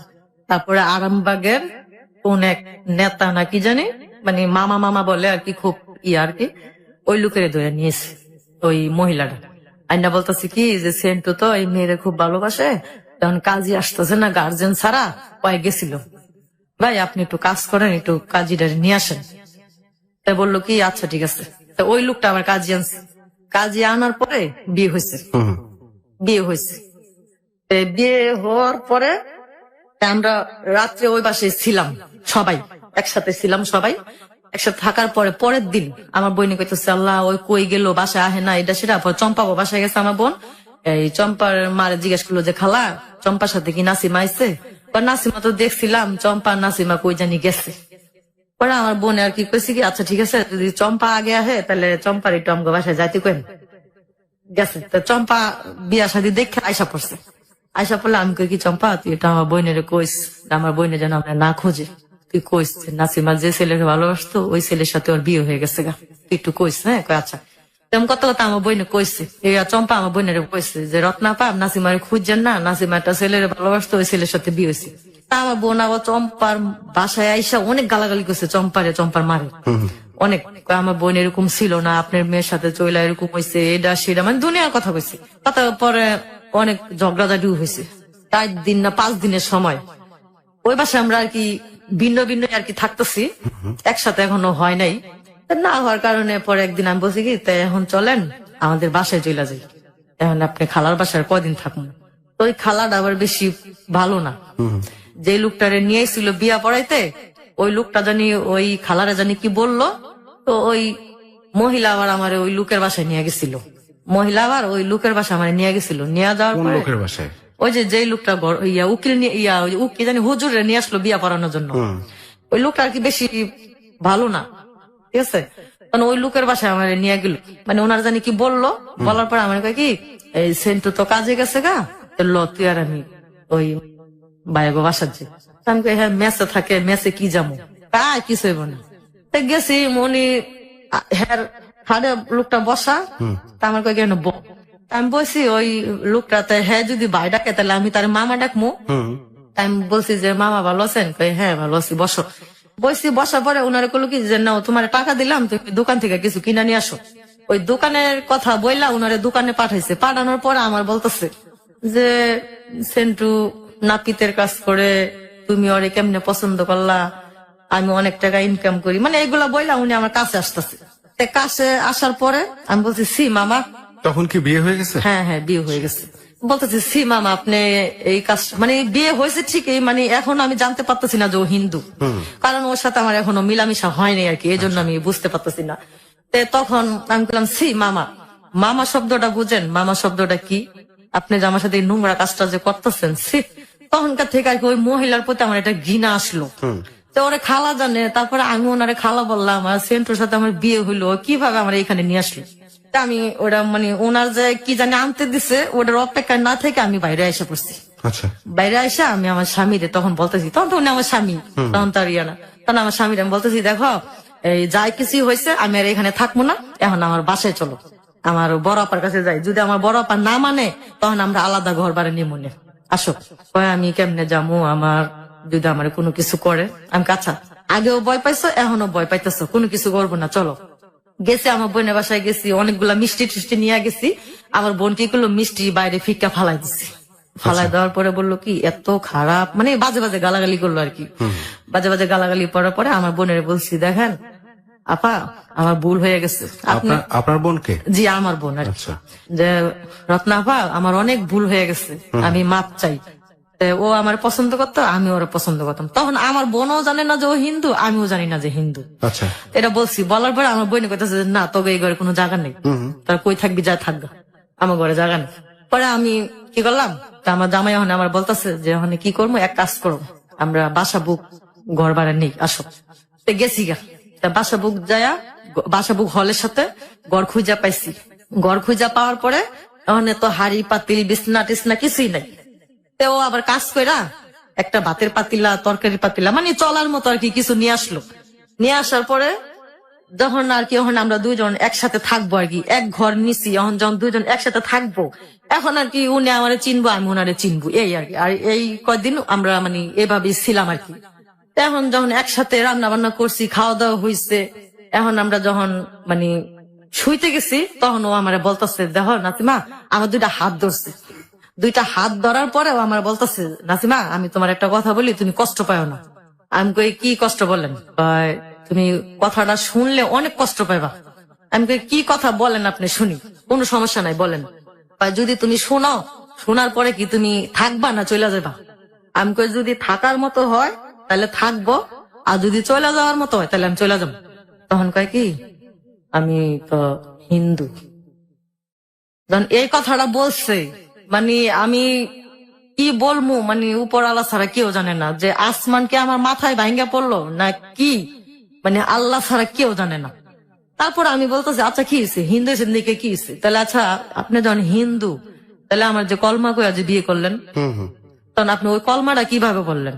হ্যাঁ, কয় কি না সত্যি নাসিমা আমি হিন্দু, তবে আমি তোমার অনেক ভালোবাসছি, এই জন্য আমি কিছু বলতে পারি না। ঠিক আছে, বলতে পারি নাই, কিন্তু ওই যে হ্যাঁ। আপনি যেটা বললেন বিয়েটা হয়েছে তো মুসলিম স্টাইল, জি, তাই জি, তো? জি। কাজী ডেকে বিয়ে হ্যাঁ করা হ্যাঁ হয়েছে। একদম কলমা টলমা পড়ায় তবা টবা কাইটা তারপরে বিয়ে হয়েছে। মানে ওইখানে যখন আমরা আলাদা বাসা ভাড়া নিছি তখন আর কি বিস্তারিত জানছি যে ও আসলে সত্যি হিন্দু। তখন আমি বলছি যে এটা তো লুকানোর কোনো ছিল না, তো বিয়ের আগে আপনি আমার বলতে পারতেন, দরকার পড়লে আমি আবার আপনাকে মুসলমান বানাইয়া তারপরে আমি আবার ফিরে বিয়ে করতে পারতাম। যেহেতু আপনি আমার ভালোবাসেন, আমি আপনার ভালোবাসি, তাহলে এরকম করলেন কেন? এটা করার পর আমি বলছি যে আমার যে আশেপাশের লোকজন আছে, বান্ধবী আছে, আত্মীয় স্বজন আছে, আমি তাদেরকে কি বলবো বলেন? এখন আপনি বলেন না, আপনি কিছু বলতে পারবেন না, আপনি দেশে বাড়িতে আমার কোনোদিন নিয়ে যেতে পারবেন নাকি আমি কোনোদিন কিছু করতে পারবো? এটা করতে করতে মানুষে বলে না যে সত্যি কথা কোনোদিনও চাপা থাকে না, একভাবে না একভাবে বাস্তব হয়। তা আমি বলছি আমার বান্ধবীর কাছে, চম্পার কাছে, আমি চম্পা দেখ তোর জীবনটা যে জায়গা নষ্ট হইতো সেই জায়গা আমার জীবনটা নষ্ট হয়েছে। কয় কিরকম? আমি সেন্ট তো হিন্দু। কি কস? আমি সত্যি হয় হিন্দু, আমার কাছে কইছে। তারপরে এরকম এরকম। তারপরে আমার আরেকটা বান্ধবী রীতা, যে বান্ধবীর আমার রাত্রে ডাইকা নিয়েছিল, ওর কাছে আমি বলছি যে রীতা দেখ এটা ওটা কাজ করলো, কখন আমি কি করবো? করছে ভালো হয়েছে, এখন ওর তুই মুসলমান বানাবি, তখন কি করবো? কিছুই করার নাই। ওখানে না কইতে পারতেছি আমার বোনের কাছে, না কইতে পারতেছি কারো কাছে, মানে শুধু দুজনের সাথে আমি শেয়ার হইতাছি। হওয়ার পরে ওখানে ওই আমার কইতাছি এক কাজ কর, তুই তোকে বাড়িওয়ালার কাছে বল। আমি কই বাড়িওয়ালার কাছে যদি আমি বলি, বাড়িওয়ালা যদি ওরে মারে তখন কইব না যে ও সিটারি করে কি লিগে বিয়াটা করলো। এটা না করার পরে আমি বাড়িওয়ালার মানে বাড়িওয়ালির সাথে আলাপ করলাম, বললাম কি খালাম্মা যদি ভুল বেয়াদবি হয় তাহলে মাফ করে দেন। মানে ও আমার সাথে প্রেম করছে, আমিও প্রেম করছি, তাহলে ও যে হিন্দু আমার এটাকে বলে নাই, এখন তো আমরা বিয়ে করছি কলমা কইরাই। তখন আমিন বাইরে বইলা ওর একটু ব্যবস্থা করে দেন। পরে উনি আবার আমার জিজ্ঞাসা করলো যে তোরা কি মিলামিশা করছস? আমি কি আমিন না। ভাইটা কি? মানে ওই বাড়িওয়ালার ছেলে। আচ্ছা, ওই কি ব্যবস্থা করতে বললেন? মানে ওনাকে আর কি মুসলমান বানাবে আচ্ছা। কিবা যেটাই হোক আর কি হ্যাঁ হ্যাঁ করতে ওইটা। হবে। হ্যাঁ, তখন বললো কি আচ্ছা ঠিক আছে তাহলে আমিন আইসা নেক, তারপর আমি বলবো। তখন আমিন ভাই আসছে, ওনার মা আমার ডাকাইছে, ওরেও ডাকাইছে। ডাকানোর পর আমিন ভাই বললো যে দেখো তুমি কি এটা একটা কাজ করলা, তুমি তো খুব অন্যায় কাজ করছো। ভাই মারেন কাটেন যাই করেন, আমার ভুল হয়ে গেছে, আমি করছি। এখন আপনারা আমার যে প্রস্তুতি নিতে বলবেন আমি সেই প্রস্তুতি নিব, সেটাই নিব। আচ্ছা, তারপরে? হ্যাঁ, তারপরে আমিন ভাইরে বললাম যে আমিন ভাই এরকম এরকম ব্যাপার, এখন কি করবো বলেন। তারপরে বললো যে তুমি কি কাজটা খুব খারাপ করলা, তুমি হলে এক জাত ও আর এক জাত, এটা যদি মানুষে শুনে তোমার এখন কি করবো কও। তারপরে বললো যে ভাই আমার ভুল হয়ে গেছে, আপনি আমার মাফ করে দেন, এখন আপনি আমার যে প্রস্তুতি নিতে বলবেন আমি সেই প্রস্তুতি নিবো। নেওয়ার পর আল্লাহ ওনার আম্মা আবার বললো কি আচ্ছা ঠিক আছে থাক, একটা হিন্দু ছেলের যদি মুসলমান বানানো যায় তাহলে আমাদের অনেক সওয়াব আছে, আচ্ছা থাকো, যাই হয়েছে হয়েছে, এটা ওর ভাগ্যে ছিল এই জন্য হয়েছে। পরে আমিন ভাই আবার কি করলো, এই যে যারা মুসলমানি করায় না ওই লোকেরা ডাইকা নিয়ে আসলো, ডাইকা নিয়ে আসার পরে ওনারা আর কি সব ব্যবস্থা করে দিল।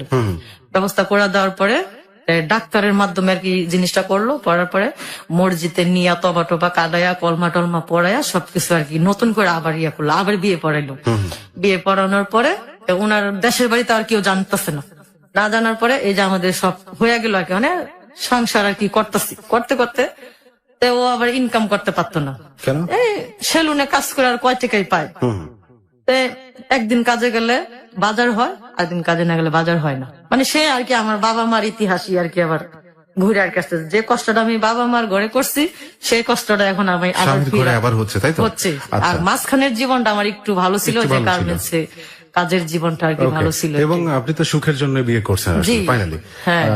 তো দেখি আমরা এখানে আরো একটা বিরতি নিই। প্রিয় শ্রোতা, ও নিজেই বললো যে মাঝখানে জীবনটা একটু ভালো ছিল, যে জীবনটা আমরা শুনে ফেলেছি, এবং বিয়ে করলো, বিয়ে করেও সে শান্তিটাও পায় নাই। তারপরেও একটা ঝামেলা ছিল, ধর্মান্তরিত হলো, যেগুলো খুব প্র্যাকটিক্যাল কিছু প্রসেস আছে সেগুলো মেনটেন করেই হলো, এবং তারপরে কি হবে সেটার জন্য আমরা অপেক্ষা করছি। আপনি কোথাও যাবেন না, শুনছেন হ্যালো 8920 জীবনের গল্প। আর যে সেতু আছে এবং আছে আজকের অতিথি নাসিমা। ছোট একটা বিরতি নিয়ে ফিরে আসছি। হ্যালো 8920 জীবনের গল্প। হ্যালো 8920 জীবনের গল্প। স্বাগত জানাচ্ছি আপনাদের সবাইকে হ্যালো 8920 জীবনের গল্পে। আজকের অতিথি নাসিমার কাছে আমি ফিরছি। সংসার শুরু করলেন, অতিথির কাছে জি। ফিরছি। ওকে মুসলমানি করানো হলো, অ্যাজ পার যে প্রসেস সেগুলো, তারপরে সংসার শুরু করলেন, বাট ইনকামের ব্যবস্থা ভালো না। জি না। আপনি তখন গার্মেন্টসে কাজ করেন? হ্যাঁ আমি গার্মেন্টসে কাজ করি। পরে এরকম কত টাকা পান গার্মেন্টস থেকে? না। ওই সময় কত পাইতেন? ওইখানকার সময় 4000 টাকা। আর ঘর ভাড়া নিয়ে আলাদা থাকছিলেন? হ্যাঁ। ঘর ভাড়া কত দিতেন? 900 টাকা। 900 টাকা। ওই 900 টাকা ঘর ভাড়ায় আমার হাজবেন্ড দিতে পারেনি। পারে নাই? পারে নাই। সেলুনে কি এত কম ইনকাম? মানে কি, হ্যাঁ, মানে সেলুনে 900 টাকা দেওয়ার মতো তো ক্যাপাবিলিটি ছিল না না? না না, উনি বাজারই করতে পারে নাই। একটা ভালো জিনিস খাইতে মন চাইলে, মুরগি টুরগি খাইতে মন চাইলে উনি খাইতে পারে নাই। আচ্ছা জি। ঠিক আছে, তখন আমি কাজে গেলাম। কাজে যাওয়ার পরে যখন উনি ভালোই থাকতো, কয়দিন আমাদের সংসার খুব ভালোভাবে চললো। চলার পরে মানে সেলুনের কাজ ছাইরা অনেক ধরনের কাজ খুঁজলো, যে দেখি পয়সা কোন জায়গায় আছে। তারপরে কিছু হলো না, এই গুলিস্তান কিসের কাজ জানি নিছিল, সেলুনের কাজ ছাড়ার পরে তাকে পুলিশে ধরে নিয়ে গেছে। পুলিশে ধরছে? জি। কারণটা কি? ওই যে মানে কিসের কার্ডটা বিক্রি করে, আগের ভিউ কার্ড ছিল না, জি। নায়িকাদের ভিউ কার্ড ছিল, তো ওইগুলো আর কি বিক্রি করতো। তারপরে গুলিস্তান থেকে ওনারে পুলিশে ধরে নিয়ে গেছে। তখন আবার আমার সন্তান পেটে ছিল, এখন কি করবো, মানে তো তার 2টা টাকা বেশি উপার্জনের দরকার।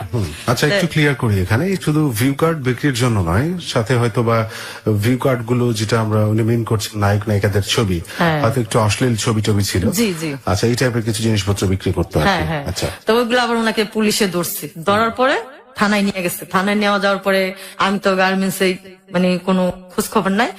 রাত্রে উনি বললো যে আমি আসতাছি বললে ওনার কোনো খবর নাই। না খবর থাকলে তা ওই মুহূর্তে আবার আমার বাচ্চা পেটে আর কি আমি অন্তঃসন্ত।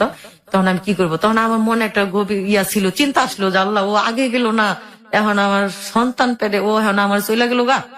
আচ্ছা ও তো আসলে অনেক খারাপ লোক, মানে এগুলা চিন্তা ভাবনা করতে করতে করতে করতে যখন এই সকালবেলা থানার থেকে খবর আসলো আমার বাসায় যে অমুক গুলিস্তান কাজ করতো অমুক নামে, তারে গতকালকে পুলিশে ধরছে। জি। অনেকগুলো শুই না আমি মানে কানতে কানতে শেষ। এখন আমার বোনের কাছে আমি যেতে পারবো না, আমার ভাইয়ের কাছেও যেতে পারবো না, আমি কারো কাছে যেতে পারবো না, কারণ এরা সবাই আমার মানে ত্যাগ করে দিচ্ছে। ভাই বোনের কাছ থেকে সবাই আমি ত্যাগ করে, আমি কি করবো। করার পরে এক লোকের নিয়ে গেছি, লোকের নিয়ে ওই গুলিস্তান গেছি, যে যেই লোকের কাঠগুলা বিক্রি করে ওই লোকের ধরছি। আচ্ছা ধরার পরে ওনারে বলছি যে ভাই দেখেন, ও তো এরকম এরকম, মানে যেভাবে হোক, মানে আপনার কাজ করতে যায় ও পুলিশের হাতে ধরা গেছে, মানে আপনি আমার ছোড়া নেন। তো ওই লোকে বলছে কি যে তুমি বাসায় যাও, কোনো চিন্তা করো না, আমি ওরে নিয়ে আসতেছি। তা নিয়ে আসছি, নিয়ে আসার 2-3 দিন পরে নিয়ে এসছি। নেওয়ানোর পরে এখন বাসার ঘর ভাড়াও দিতে পারতেছে না, আবার আমার বাচ্চা পেটে, এখন মানে কি যে অবস্থায় আছি, মানে উপর আল্লাহ ছাড়া কেউ জানে না। তো এরকম করতে করতে ও আমার কয়েক নাসিমা তুমি চিন্তা করো না, আমি দেশে যাই। দেশে যাই, তা আমার বাবা মা তো আর জানে না যে আমি মুসলমান হয়ে গেছি, এবার তোমার বিয়ে করছি। তা আমি দেশে যা টাকা নিয়ে, ও দেশে গেছে। 10-15 দিন হয়ে গেছে, আসে না, কোনো খবরও নাই। আমি ওর দেশও চিনি না। ঠিক আছে, আবার এই অবস্থা আমার বাচ্চা পেটে, মানে আমি কি যে কর্ম, মানে কোনো রাস্তা নেই। তাহলে আমার ওই চম্পা বান্ধবীটারে নিছি, নিয়ে হেরা কাবিনের কাগজটা উড়ে আনছি। কাবিনের কাগজটার ভিতরে মানে ওর সঠিক ঠিকানা লেখা ছিল আর কি। আচ্ছা। তো ওই ঠিকানার অবস্থায় আমার ঘরের ফ্যান বিক্রি করছি, আর কটা হাড়ি পাতিল ছিল, আর আমার কটা শাড়ি কাপড় ছিল, এগুলা বিক্রি করছি। বিক্রি করে ওই কাবিনের কাগজের এইখান থেকে ঠিকানাটা নিচ্ছি। তারপর আমার বড় পারে দুলা ভাইরা এসে বলছি যে ভাই আমার তো ভুল হয়ে গেছে, এখন আপনি কি যাবেন না? আমার বোন কয় কি, তুই জাহান নামে চৌরাস্তায় গেছিস, তুই জাহান নামে চৌরাস্তা যা, তুই তোর পাপের ইয়া আমাকে শরীরে যেন না লাগে, তুই যা, তোর আমরা চিনি না। এই কথা কয়া তারপর আমার দুলাবাড়ি কইছি, আচ্ছা আমি অচেনা গ্রামে যাইতেছি, যেহেতু আমি অন্যায় করছি, আমার ইয়াটা আমি খুঁজে বাই করবো, কারো লাগবো না। তা আমার বান্ধবীর না, এর আগে আবার ওর একটা বন্ধুরে পাঠাইছি। আমি কই কি, সুলতান ভাই দেখেন সেন্টুরে এত ভালো মনে করতাম, ও এই কাজটা কেমনে করলো? কই কি ভাবি, আচ্ছা ঠিক আছে, তা আমার ভাড়া টাকা দেন, আমি যাই। তো ভাড়ার টাকা আমি একা দিচ্ছি, ও গেছে, যায়া ওরে বলছে যে তুই যে দেশে যে ঢাকা যেরকম করে থইলি, তখন ওই মেয়েটার অবস্থা কি হইব। আর ও আবার ওর কাছে বলছে কি, তুই একটু নিয়ে আহিস, আমি আর ঢাকা শহরে যাবো না, তুই ওরে নিয়ে আহিস, আমি ওরে নিয়ে নেই থাকবো। থাকার পরে ও ছেলেটা আর আমার বলে না, ও ছেলেটা আইসা বলছে কি ওর সাথে আমার দেখা হয়নি, ও আর কি গাদ্দারি করছে আমার সাথে। করার পরে তা আমি আমার চম্পা বান্ধবীরে বলছি কি, চম্পা চল তুই আর আমি যাই। তা আমার পরনের শাড়ি ছিল, সেই শাড়িগুলা বিক্রি করছি, ঘরের ফ্যান ছিল সেটা বিক্রি করছি। তখন আমাদের ঘরে মানে কিছুই ছিল না, নিচে বিছানা। তো ওইগুলা নিয়ে গেছি, গ্রামে গেছি, সায়দাবাজার থেকে বাসুইটায় গেছি। জি। যাওয়ার সাথে সাথে মানে এমন বৃষ্টি আইছে, আমার কথা হলো যদি আমি দেশ গ্রাম না চিনি তাহলে আমি আবার ঢাকা রিটার্ন আসবো। আচ্ছা। মানে এরকম অবস্থা, এরকম বৃষ্টি আসলো, নাই নাই নাই, পরে যাক আল্লাহ কি হুকুম, বাজারে বলে ওর দোকান ছিল, ওর বাবার নাম বলছি, সবাই চিনছে। চিনার পরে বলছি কি হ্যাঁ যে অমুকের পোলা অমুক এখানে ছিল, আছে। তোর ছোট বাইরে খবর দিছে, ওর ছোট বাইরে কাছে কি তোর ভাইয়ের বউ, তখন তুই কি করবি, বাড়িতে নিবি নাকি তোর ভাই ঠিকানা দিবি? তো ভাই তো নসন্দি গেছে গা, এই জায়গা থাকবো না। তো ওই কুমিল্লার থেকে আমার নসন্দি আসলাম বান্ধবীরারে নিয়ে। নসন্দি আইসা দেখি আমার ননাসের বাড়িতে, ওই আমার ননাসেও আবার মুসলমান। আচ্ছা। ওনার ফ্যামিলির ভিতর থেকে 5 জন মুসলমান, ওনারা আচ্ছা। 5 জন ভাই বোন বাগনা টাগনা মিলায় ওনারা 5 জন। তো ওদের ফ্যামিলির ভিতরে 5-6 জন। ওর বড় ভাই একটা মুসলমান মেয়েকে ভালোবাসা, তারপরে ওই যে দেশ গ্রামে ধান খেতে বিষ দেয়, সে বিষ খায় মারা গেছে। ও এরকম করলো, করার পরে তা আমি আবার নসন্দি ঠিকানা দিয়েছে, নসন্দি আসলাম। আসার পরে ওর বোন মানে আমার সাথে অনেক খারাপ ব্যবহার করছে। ওই মুসলমান, ওইটাও হিন্দু ছিল, মুসলমান হয়েছে। ওর বোনে আমার সাথে অনেকদিন জাগা টাগা দিছে, দেওয়ার পরে ওর বোনের সাথে আমি 9 মাস রয়েছি। 9 মাস থাকার পরে যখন ওর বোন আমার অনেক অত্যাচার করতেছে, তখন ওরে নিয়ে আমি ঢাকা আবার পলায় এসে পড়ছি। পলায় আসার পরে আমি বলছি কি যে তুমি কাজে যাও, আমিও কাজে যাই। এরকম করতে করতে ওর আবার বিয়ের আগে ও টিবি রোগ ছিল, এটা আবার এতদিন ভাসে নাই। যখন আমার ছেলে দুনিয়াতে আসলো তখন ওই অসুস্থ হয়ে পড়লো। আচ্ছা। আমার বোনের কাছে গেছি, আমার বোন মানে পাত্তাই দেয় না। আমার বড় ভাইয়ের কাছে কেউ পাত্তা দেয় না, আমার চাচার কাছে গেছি তাও কেউ পাত্তা দেয় না। না একটু ভুল হয়েছে, যখন এই জেলখানায় গেছে তখন আমার নিয়ে গেছিল দেখা করতে। তখন ও আমার হাত ধরে বলতেছে যে নাসিমা 1 মাস হোক 2 মাস হোক আমি কিন্তু জেলখানা থেকে বাইরে আসবই। আমার যে সন্তানটা তোমার গর্বে, তোমার বোন তোমার ভাই যদি নষ্ট করতে চায় তুমি ওটা নষ্ট করবে না, আমি যদি না থাকি তাহলে ওইটাই তোমার সম্পদ। তারপরে ও আমার বোন আমার হাসপাতালে নিয়ে গেছিল যে আমার বাচ্চা নষ্ট করে লাগবো। আমি বলছি যে না, আমি বাচ্চা নষ্ট করবো না। ও যেন আমার হাত ধরে বললো আমি ওর রিকোয়েস্টটা রাখবো। রাখার পরে আমার ছেলে হয়েছে, ওরা আমার বোন ছোটায় আনছে। আমার বোন অনেক ছোটায় আনছে, আমার যে বোনটা রাগ করছিল ওই বোনটা ছোটায় আনছে। আমি খাই না, বসে থাকি, কান্নাকাটি করি, তখন আমার বোনের মায়া লাগতো, আমার বোন ছোটায় আনছে। আনার পর যখন আমার ছেলে পৃথিবীতে আসলো তখন আমার স্বামী অসুস্থ হয়ে পড়লো। ওই টিভি রোগটাই মানে আবার জাগতে তারপর ওর মা বাবা আবার শুনছে যে মুসলমান মেয়ে বিয়ে করছে, দেশে নিয়ে অনেক অত্যাচার করছে, অনেক মারধর করছে। তারপরে আমি ওদের গ্রামে গেছি, ও হিন্দু বাড়িতে আমিও ঢুকছি, ঢুকার পরে আমারও বাড়িতে ঢুকতে দেয় নাই। তারপরে বাধ্য হয়ে আমি নিজেও শাঁখা সিঁদুর পড়ছি শুধু আমার স্বামীর কারণে। আজকে সত্যি ওর কথা নাই, সত্যি হইলো যে ও আজকে আমার কাছে নাই, সারা দুনিয়াতেই নাই।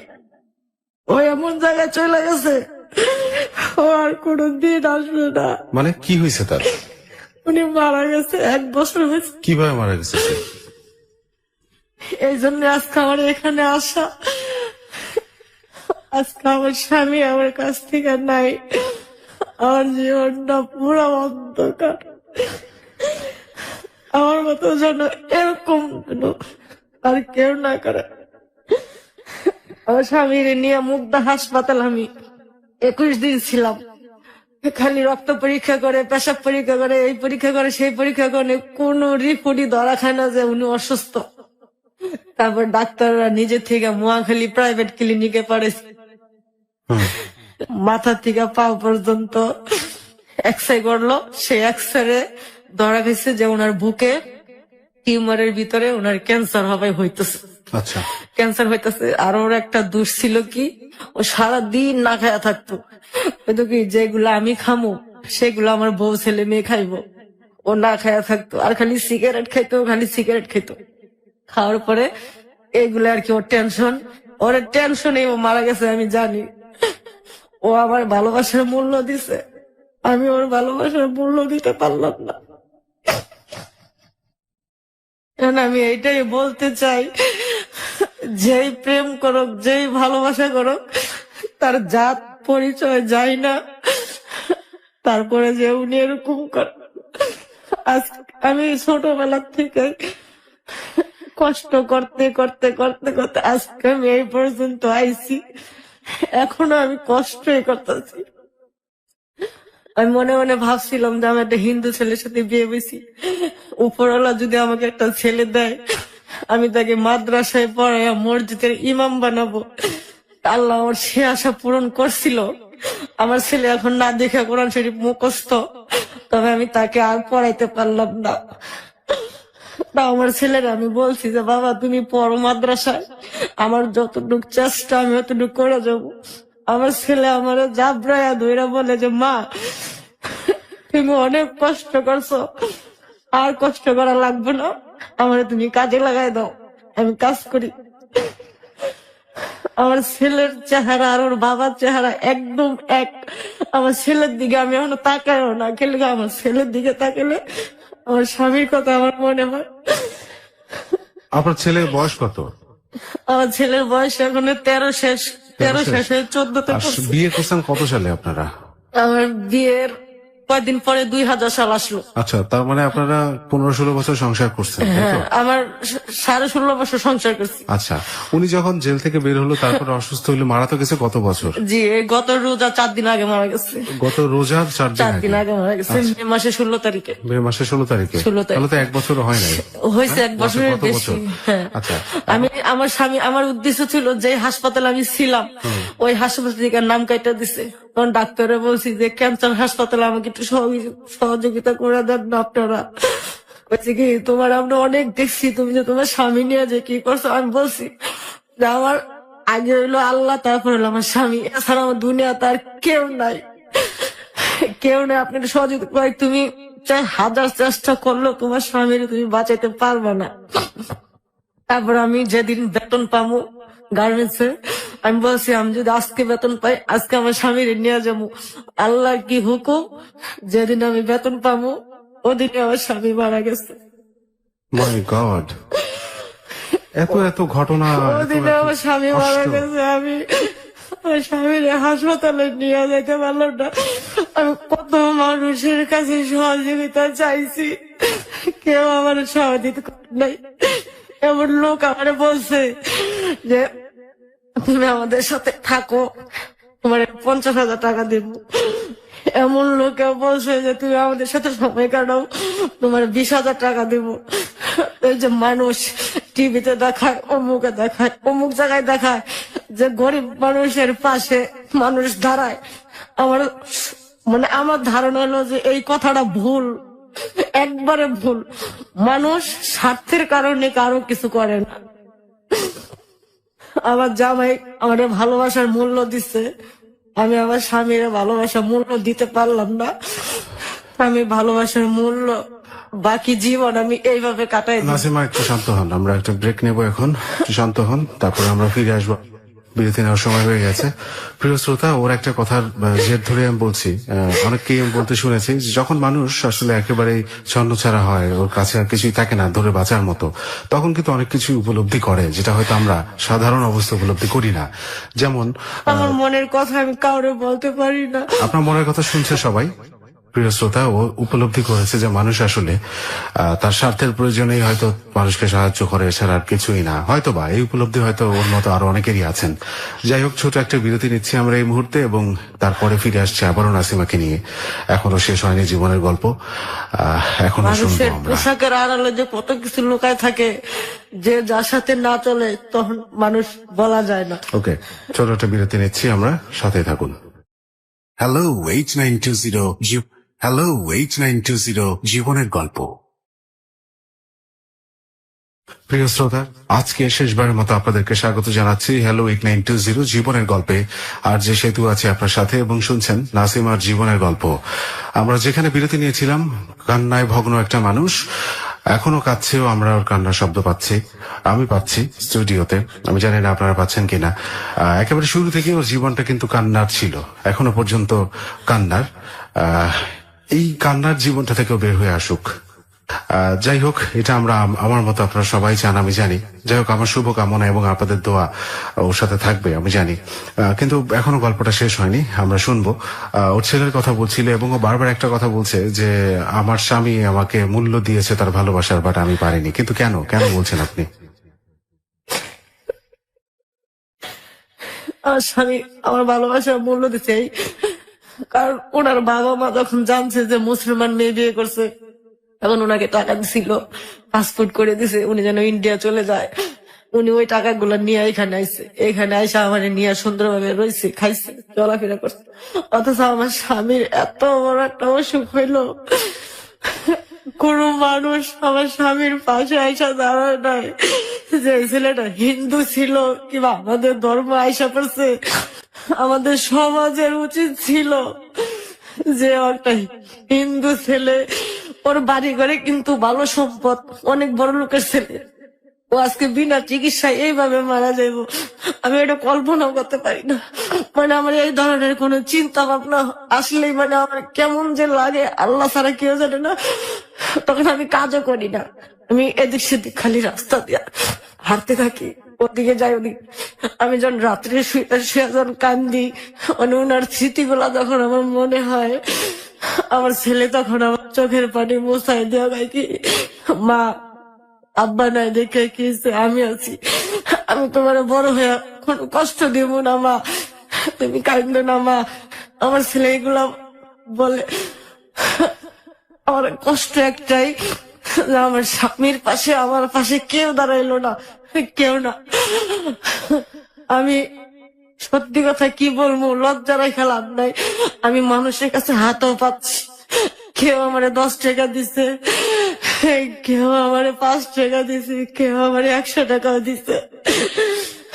অথচ যখন আমার স্বামী, আমি তাকে একটু কিচ্ছু আইনা খাওয়াইতেও পারি নাই, ডেলে ডেলে মরিচ ভর্তা করে ভাত খাওয়াইছি, ওইগুলো তাও খায় নাই। মানুষের ঘরের থেকে একটু তরকারি চাই না দিছি, কয় তুমি খাও, সারাদিন তুমি কাজ করে এসো, তুমি খাও, আমার খাওয়া লাগবে না। ওই ছেলেরে তারপরে এই অবস্থায় সে কাজে গেছে, এই অবস্থায় সে কাজ করতে পারলে একটু ভালো মুরগি টুরগি আনছে, আমার ছেলেরে খাওয়াইছে, আমারে খাওয়াইছে। মানে আমার স্বামীর স্মৃতিগুলো আমি বলতেই পারি না। আমার যখন আমার স্বামী একবারে খুবই অসুস্থ, তখন আমি আল্লাহর কাছে বলছি যে আল্লাহ, যদি তুমি আমার স্বামীরে নিয়ে যাও, তাহলে আমার ছেলেরা আমারও নিয়ে যায় ওর সাথে, যেন কারোর জন্য যেন কেউ কান্দার লোক না থাকে, কেউ যেন না থাকে। ও মানুষের কাছে কি ছেলে এলো নিষ্পাপ, তুই ছেলের এলে মরবি কে লিগা? আমি কই না, কারণ ও তো ময়রা বাচ্চা দিতেছে, ও কষ্ট নিয়ে মরছে আমি জানি কে লিগা। ও আমার ভালোবাসে বিয়ে করছে, একটা কাপড় দিতে পারে নাই, একটু তেল দিতে পারে নাই, সাবান দিতে পারে নাই, ঘর ভাড়া দিতে পারে নাই, ছেলে নিজেও কোনোদিন একটা নতুন শার্ট প্যান্ট কিনতে পারে নাই, স্যান্ডেল কিনতে ঘুরছে, তারপর ভালো মন্দ জিনিস একটা খাইতে পারে নাই। মানে ও খুব এই টেনশনে আমার মনে হয় যে ও মারা গেছে। আর আরেকটা কথা সবার কাছে কই, মানুষ যত দুঃখে থাকবে আপনারা সবাই তার পাশে আগায় আসবেন। আমার কথা আমি বলতেছি না, আমার জীবন তো শেষই।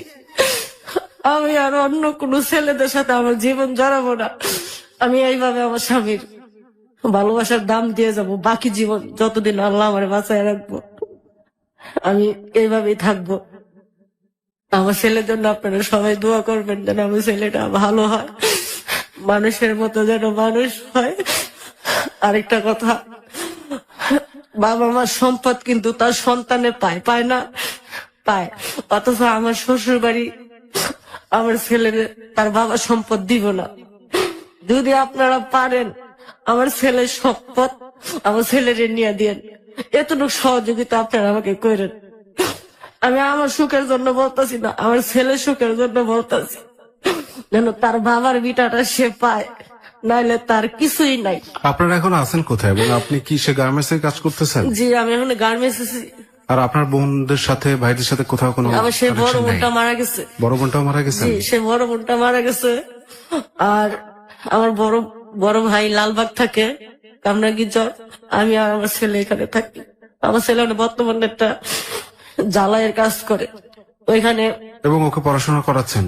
না, পড়াশোনা ছাড়া দিছে তো। ছেড়ে দিছে? জি, মাদ্রাসায় কোরআনের হাফেজ না দেখা কোরআন শরীফ মুখস্থ ছিল, বলতে পারে। এখন আর কি পাগড়ি নিত। এরকম টাইম ওর বাবা মারা গেছে। তখন আমার ছেলেরা আমি তাও বলছি যে বাবা আমি গার্মেন্টস চাকরি করে আমি তোমার এই আশাটা পূরণ করবো, তুমি যাও। আমার ছেলে দেখে যে আমি রাত্রে যাই, সকালবেলা আসি। 3,500 টাকা ঘর ভাড়া, মাদ্রাসার বেতন 2,000 টাকা। তারপরে আমার এমনি আমি খরচ আছে। আমার ছেলে কইতেছে মা পরীক্ষার ফিস আছে 300 টাকা করে। মা তুমি তো পারবা না, আমি কাজে ঢুকে যাই। তুমি যতটুকু চেষ্টা করার চেষ্টা তো করছোই, আল্লাহ তো দেখছে। গার্মেন্টস এ কত বেতন পান আপনি? আমার গার্মেন্টস 7,500 টাকা বেতন। আচ্ছা। আর যদি ওভার টাইম করি তাহলে 8,000-9,000 টাকা পড়ে। 8,000-9,000 টাকা পড়লে মানে একদম খাইয়া খাইয়া সমান সমান। আচ্ছা। এটাই আর কি, আর কোনো কিছু না। আমার ছেলে বলতেছে যে মা আমি কাজ করি, আমার পড়ালেখা লাগবো না, আল্লাহ আমার ভাগ্যে লেখে নাই, ঠিক আছে আমি কাজ করি, তুমি আমার বাধা দিও না। তবে আমি আমার ছেলের দিকে মানে তাকাইতে পারি না। আমার জন্য আমার ছেলের জীবনটা নষ্ট, আমার জন্য আমার স্বামীরা সারা পৃথিবী ছাইরা গেল গা। আপনাদের কাছে এতটুকু অনুরোধ, আমার ছেলের যেন তার বাবার সম্পদটা যেন ফিরা পায়, এতটুকু ব্যবস্থা আপনারা করে দিন। ওরাও স্বীকার যাইতেছে যে সম্পদ পাইবো না। আচ্ছা, ওরা কি বলছে, দিবে না? না, ওরা বলছে যে ও নাকি সম্পত্তি বিক্রি করে গেছে। তো ও যদি বিক্রি করে যেত তো ওকে আমাদেরকে কোনোদিন বলতো না। না, এখন যদি আমরা দেশে যেতে চাই আমাকে দেশে যাইতে না করে, আচ্ছা, হুমকি দেয়। তারপরে যদি ফোন দেয় ফোনও ধরে না, এই ফোন ধরে না। তারপরে 3-4 বার ফোন দেওয়ার পরে ধরছে। আমার ছেলে ফোনে বলছে যে কাকা আমার একটা কাজ জোগাড় করে দেন না, বলছে এই নাম্বার আর কখনোই ফোন দিবা না, এটা বইলা রেখে দিচ্ছে। আচ্ছা, এটা তো না বলে অন্তত এতটুকু বলতে পারতো সে একটা কাজ চাইছিল। আচ্ছা, এটা তো সাধারণ একটা মানবিকতা। আত্মীয় স্বজনের এই অ্যাটিটিউড গুলো আসলে মানে আশার উপরে বা আশার অতীত বা এগুলো কেউ আশা করে না। অ্যাটলিস্ট একটা কাজের সংস্থান করে দেওয়া যেত। আমি মানে একটা এক্সাম্পল দিচ্ছি, এরকম সহস্র ঘটনা ঘটে এদেশে, ঘটতেই থাকে। মানুষ আসলে কেন জানি সবকিছু চাপে মানে হিউম্যানিটিটাকে লস করে ফেলেছে তাদের জীবন থেকে। যাই হোক, এখন আপনি আছেন আপনার ছেলেটাকে নিয়ে, ওকে পড়াশোনা করাতেও পারলেন না এবং আপনার ইচ্ছা ছিল যে ওকে হাফেজ তো বানাইছেন। জি, অসাধারণ একটা ব্যাপার যে এত কষ্টের পরেও এরকম একজন অসাধারণ শিক্ষা। আমার আশা ছিল যে আমার ছেলের আমি পাগড়ি পরাবো, ওই আশা তো উপরওয়ালা আমার পূরণ করে নাই।